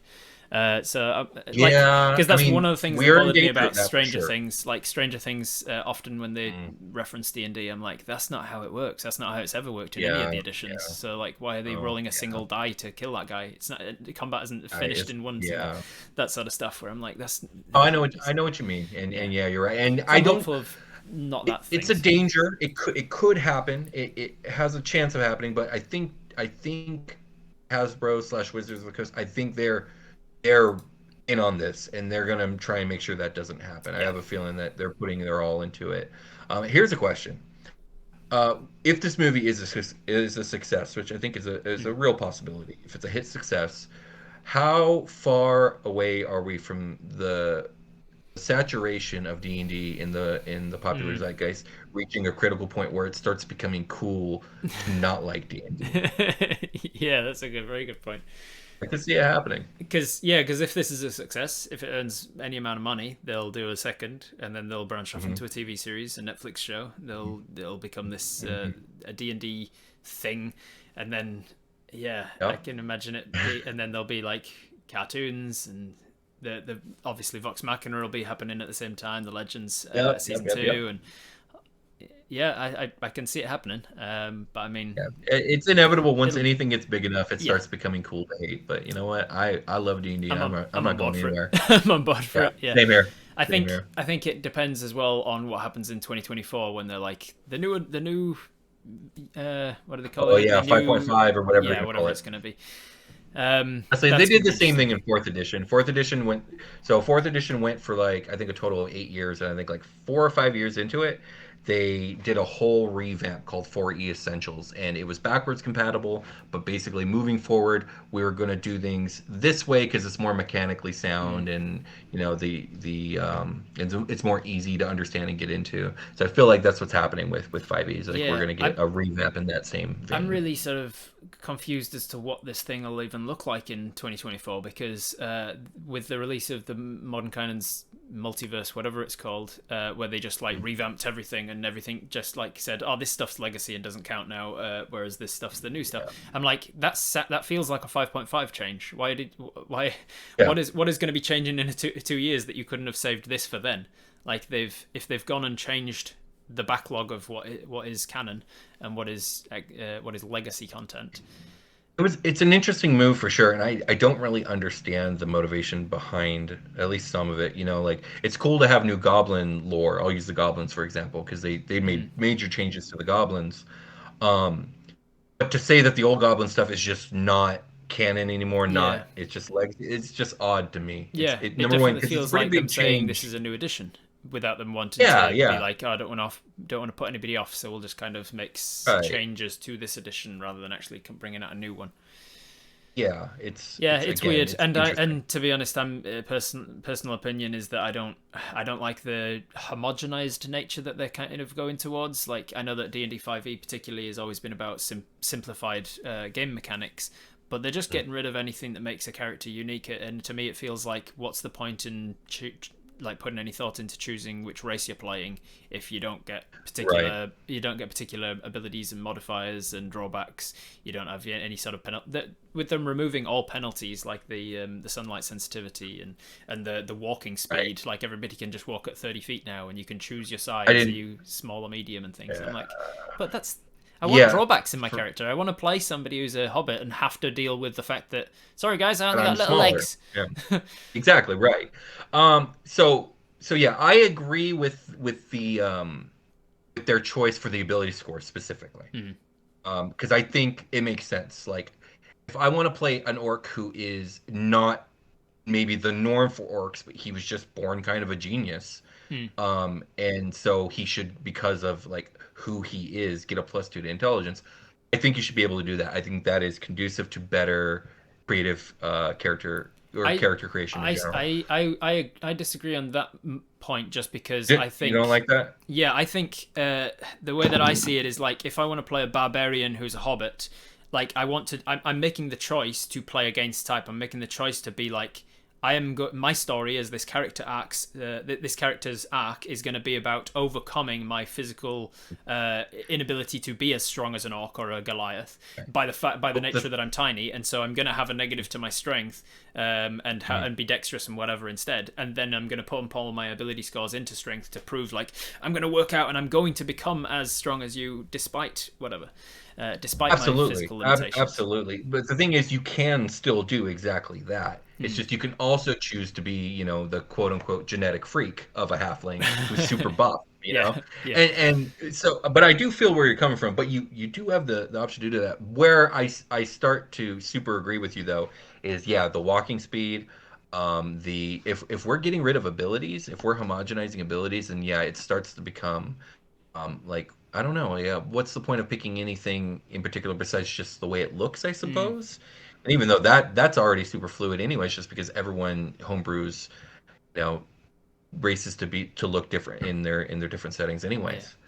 Yeah, Um, the way yeah, I would have preferred to go with it is like I would have preferred them to split a lot of the things that come from races and backgrounds, and they kind of have with languages. They've said like, oh, right. whatever. That's a move that I've made in my games for a while, saying like what Yeah, languages you speak at character creation is nothing to do with your race, but to do with your upbringing. Like if you yeah, were a which makes dwarf sense. raised by elves, you speak Elvish, not Dwarvish. Of course, yeah. So yeah, I think that they should have had more stuff to do with the background, like elven proficiency in longbows and stuff only comes if you have a background as being brought up in an elven society, Right. things like that. Whereas your elven perception is more about your genetics, and so you have that as a Yeah. product of being an elf, regardless of how you were brought up. So if they'd have Got put a them little elven more eyes. delineation between like you choose a race, you choose your upbringing, and you choose your class. So that, There we like go. if you're an I elf and you like were that. raised in elven societies, then you've got all of the things of the elf. If you were an elf Right. and you were raised in a human society, you've got the elven physical traits, but you've got the human background kind of things, and then you choose your Yeah. class on Yeah. top of that. So that's Yeah. sort I of the think thing that I I would like have that. done. But they seem to have just gone like, let's just get rid of all the elven traits of like this and that and the other, and they I don't know, the ability score thing. I would have actually preferred them to go the other way with it and actually give everybody a negative, like to go back to having like if you're an elf, you have a negative in your strength and a positive in your dex, so that if you are Right. playing an elven barbarian, you can do so, but you're choosing to play against type. You're choosing to be putting your primary in something that is negative, so that you can buff yourself up against it. And then if Right. you want to play somebody who's like, I want to play an elf, but I don't want that negative, that's where you get into homebrew, in my opinion. But I can see Yeah. it. I can see it either way. Of as you say, like there's nothing to stop you doing that. If you want to play against type, you can deliberately give Right. yourself negatives to your primary stat. Yeah, yeah, exactly. At the very least, the option exists, which is nice. And I think that's the most important thing is having the option.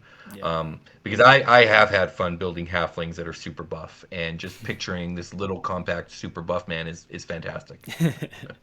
I've always had a problem with the bounded accuracy of D&D being that so small essentially of 5e that the Mm, modifiers only go up every 2 levels, and so mm. somebody with a 20 strength arm wrestling someone with a 3 strength you can, the way that it works out, the person with the 3 in strength can beat the person with a 20 in strength like 1 in 8 times, just because of the roll Right, of which 20. makes And 0 yeah, sense. Yeah. and so I'm like, another thing that I would do if I was creating a system from scratch, I would homebrew it, but it would mean way too much work to fix everything that sort of knock-on effects. Is that the ability score? Like, because the ability score doesn't matter after you've actually created your character. You create the character you create the ability score just to get the modifier, and then you never reference the score again. And so, like, No. if they just made this score, if they just made the modifier just whatever the score is minus 10, so like an 18 is a +8 rather than a +4, then your modifier would go up every 1 level. You'd still get bounded accuracy because you'd still be maxed at a +10 if you get your score up to 20. But it would widen the range. But it would widen the range so that someone with a maxed out strength has a +10, and someone with a minned out strength would have a -7, and they'd never be able to like beat each other, and they'd have that more incremental changes, which not only would affect like the draw to actually take ability scores and half feats and things, because half feats, some of the half feats are amazing, but they're rarely taken in my opinion, because unless you've got an odd number to your score, you're like, well, it's a wasted point.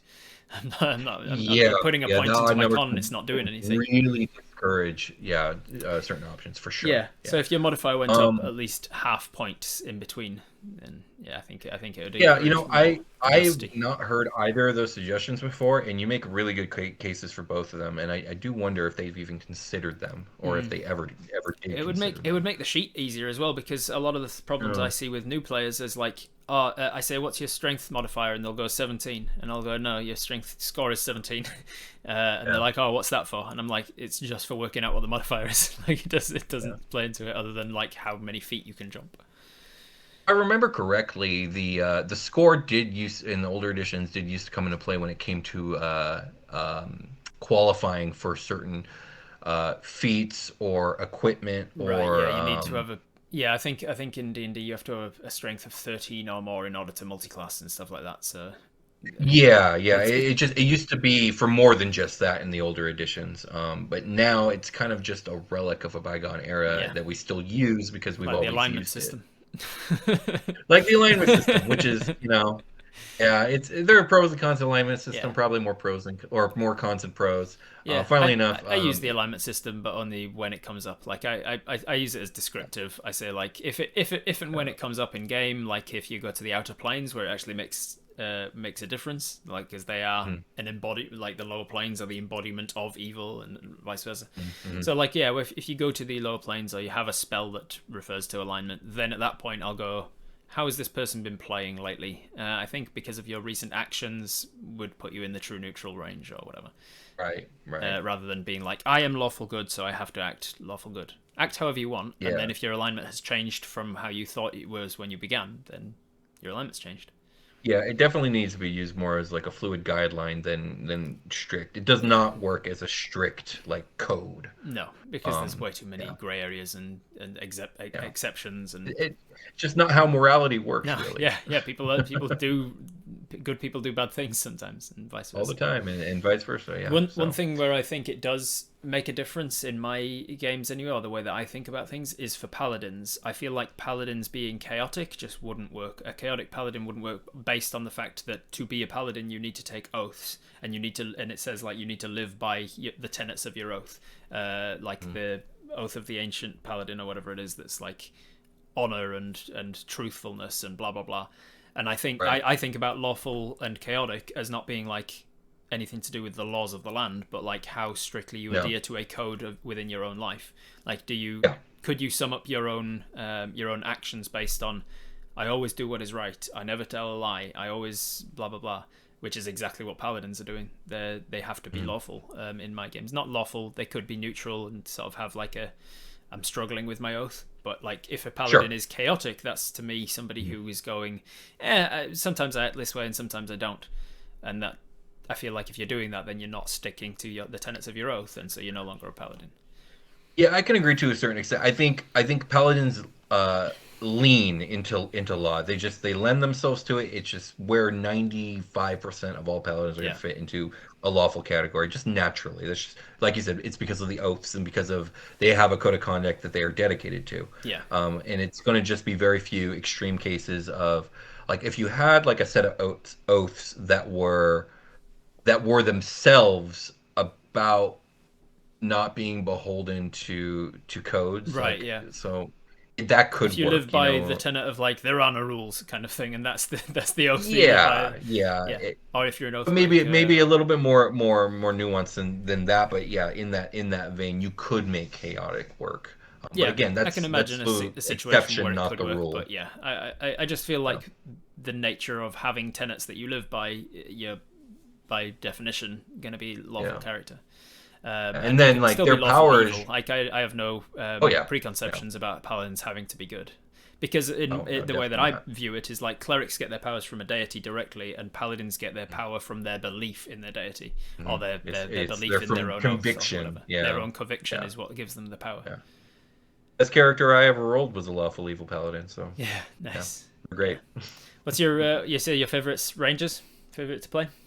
Ranger was Ranger is my favorite class. Although 5e's version of the Ranger, I have my A little qualms with. lacking.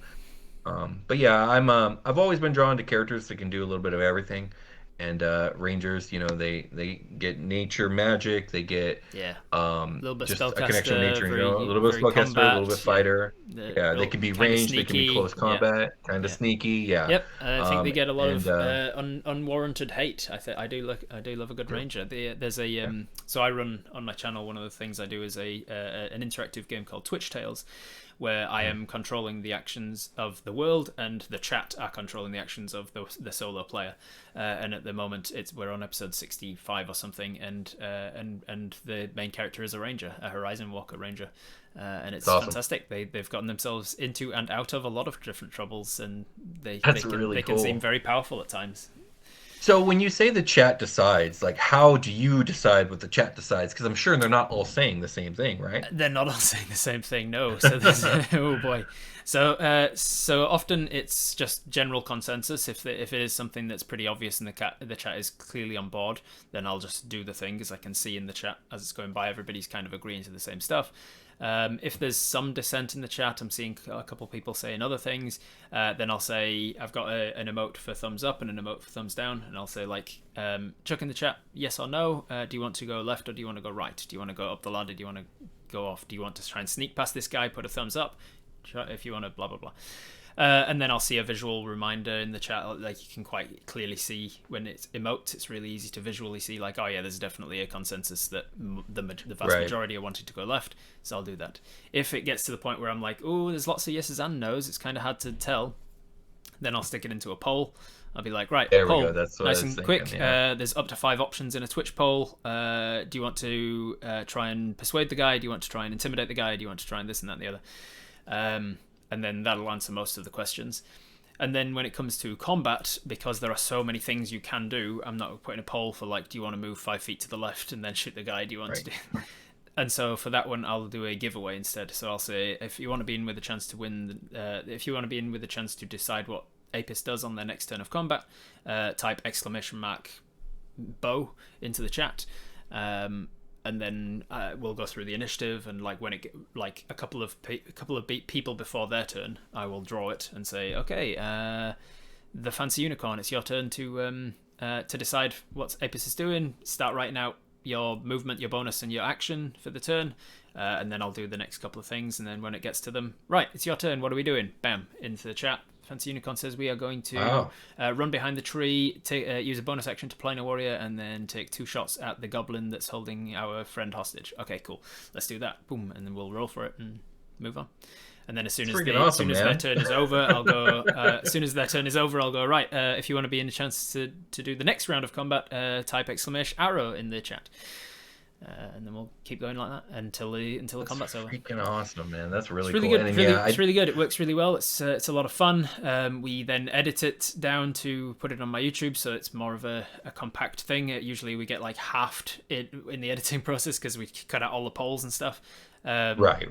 So it'll be like 3 hours at least. So I normally go Sunday mornings, 9 till noon New Zealand time, and then we'll half it in the editing process, taking out the ums and ahs and Nice. pauses and waiting for the chat to respond and stuff like that. Right, cleaning it up. That's Yeah, awesome. That's and I think we said this when you came on the DungeonCast. Very much reminds me of the Twitch Plays Pokemon. It's in a similar vein, but it sounds much more tighter and well organized than the yeah. chaos that was that playthrough. Yeah, it's a pretty fun time, and then when I started it, there was no one I could find that were doing a similar thing. Now there's a few people Oh, doing Twitch plays through various TTRPGs, but super cool. yeah, it was good. It was a good way for getting people, because I even back then I was getting a lot of comments being like, "Hey, how do I play with you? Do you DM for hire? Can I hire you?" And I was like, I do, but I don't. My time's all booked up. Like I don't have the Yeah. time to do that. So a lot of people wanted to play, but they don't. Or another bunch of the questions I would get often was like, how do I get into D&D? How do I start playing? I don't have a group of friends that want to play, so how do I start playing? And so I was like, play with me. Like play on join the chat and be a part of this That's hive awesome. mind collective that's playing every Sunday. Yeah, that's really cool. I love it. Yeah, it's good fun stuff. All right, I'm aware that I'm taking up all your time. You got to go to work soon, so I will quickly ask a I couple of the do. questions that have come in. Luna Inverse about an hour ago asked, The so name. when you do things like you described, where instead of just combat you have players, this was about using skill challenges. When you have Mm-hmm. players that are using skills to do things, what's a good way to decide what DC they should be? My husband and I are just starting to get test the waters with DMing. Okay. So the way I do it is in my head before we start it. If it's not pre-planned, I have to do it quickly in my head. If it is pre-planned, I will set it in the preparation phase. I will have based off of their level, what I consider to be an easy, average, or a difficult DC. Mm-hmm. So easy might be as low as 10. But like if it's a lower level thing, we're looking at like 10, 12, 15, right? Yeah. And based off what they've told me they want to do, I try not to give them too many hints. What DC I'm going for. I decide whether what they're trying to do should be easy. Whether it should be of reasonable difficulty or if it's something that's actually really difficult. So they have to hit the higher DC. Yeah. And then when they roll, I just apply it to the DC that I think applies. And if it's something that I don't think that they should be able to do, I will tell them that and I will explain why. Yeah. And if they give me a good counter argument, they're like, okay, you know what, you're right. But Let's try and see most if of the it time, works. Yeah. yeah, most of the time, the DM rules, and yeah, that's Yeah. generally how we do it. The unhelpful answer to this, Luna, is that a lot of it comes down to just feeling, just experience, just knowing the sorts of numbers that often come up in the game, and knowing it's easy to hit a 10, it's not so easy to hit an 18, and just kind of coming up with it on the fly. So yeah, if you've got time to prep, you've got time, and if not, you don't.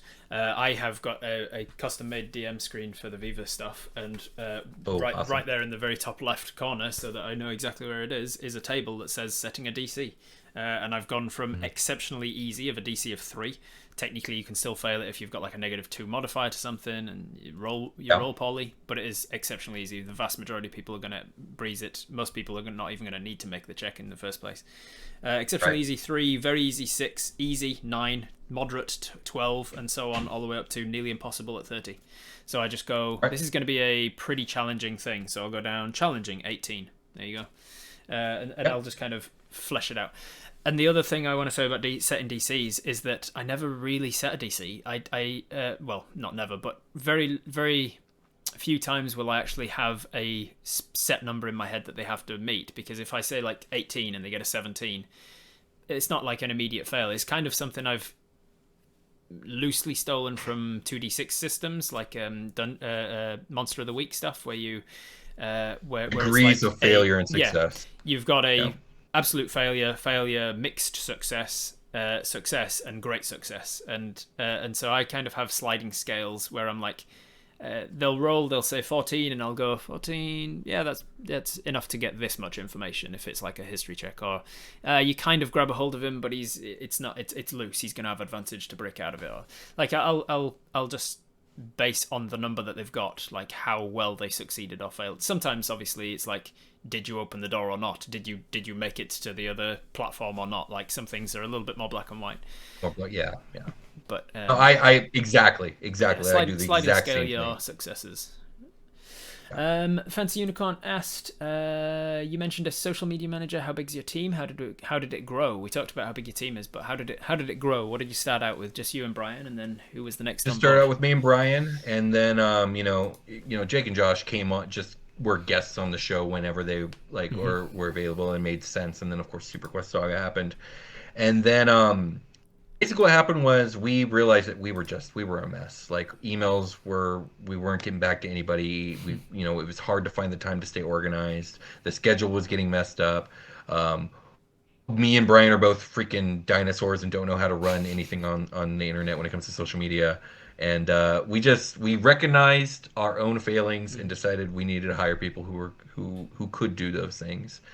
And luckily, we knew people through our Discord who have a lot of experience in those Yep. avenues, and so we reached out and we negotiated contracts, and now we have employees.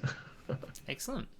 And the last question that we had in was also from the Fancy Unicorn. Did you lean into advertising or just word of mouth to grow? We've leaned into mostly word of mouth and encouraging our audience to spread the word through contests here and there. Yeah. But we haven't really spent much on advertising until very recently. Over this last year and a half, we've spent some money here and there, and with mixed results. It's been some more successful than others. And also cross promotion has been something we've been leaning into lately. But for the first 5 years, it was pretty much word of mouth. And again, me and Brian are not only dinosaurs when it comes to technology, despite our age group. We are also incredibly introverted, both of us, and so we're not great at socializing with other content creators. And that is something that we've set out to drastically change. Like we can't just keep living in our cave. Yeah. We gotta participate in the world. Damn it! So here we are. Well, welcome to my channel. Dude, thank you for having me. By the way. It's an absolute pleasure. Lefty has just come in with a question. If you could DM for any table, who would your players be? Who's your Oh, ideal, like I get to ideal choose. group of players? Who do you want to play with? Let's say living or Like, are dead. we talking about like real people? Oh Yeah, my gosh. real people living or dead. Or characters, I guess. Like if you really want to DM for Mickey Mouse. That is that is a question that's a difficult question to answer. Do you have an answer to this question? Well, I I mean, think there's the usual suspects of like the people that we think of as huge in the D&D world because of how awesome it would be to be like, oh wow, I DM'd for the Critical Role guys or whatever. But yeah. I think just like people who would be fun to play, people like Jack Black and Robin Williams, and just like Oh people who yeah. have got Yeah, that's good. such contagious comedic personalities, and people who have clearly shown to be into D&D despite maybe what the stereotypes would have you believe, like Vin Diesel and Oh Terry yeah. Crews Yeah. and The Rock would probably be really fun to play with. Oh yeah, that's a good choice. That's a Yeah, good choice. I like that. I don't know, like just anybody who is super into the game and and super into character creation and stuff. Comedians, I don't know. Yeah, Comedians are a strong choice. Anyone who can do improv and that leans yeah, comedy.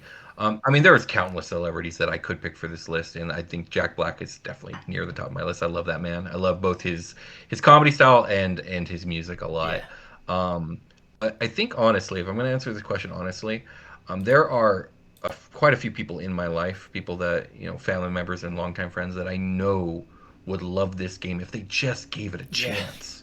But getting them to give it a chance is it's yeah, impossible. You just can't get them to do yeah, it. But like if I could get my dad to sit down and play this game, yeah, I know he would be in love with it. yeah, And so yeah, there I would get just a certain group of particular friends and family members that I know would love this game if they gave it a chance. And that's the table that I would run.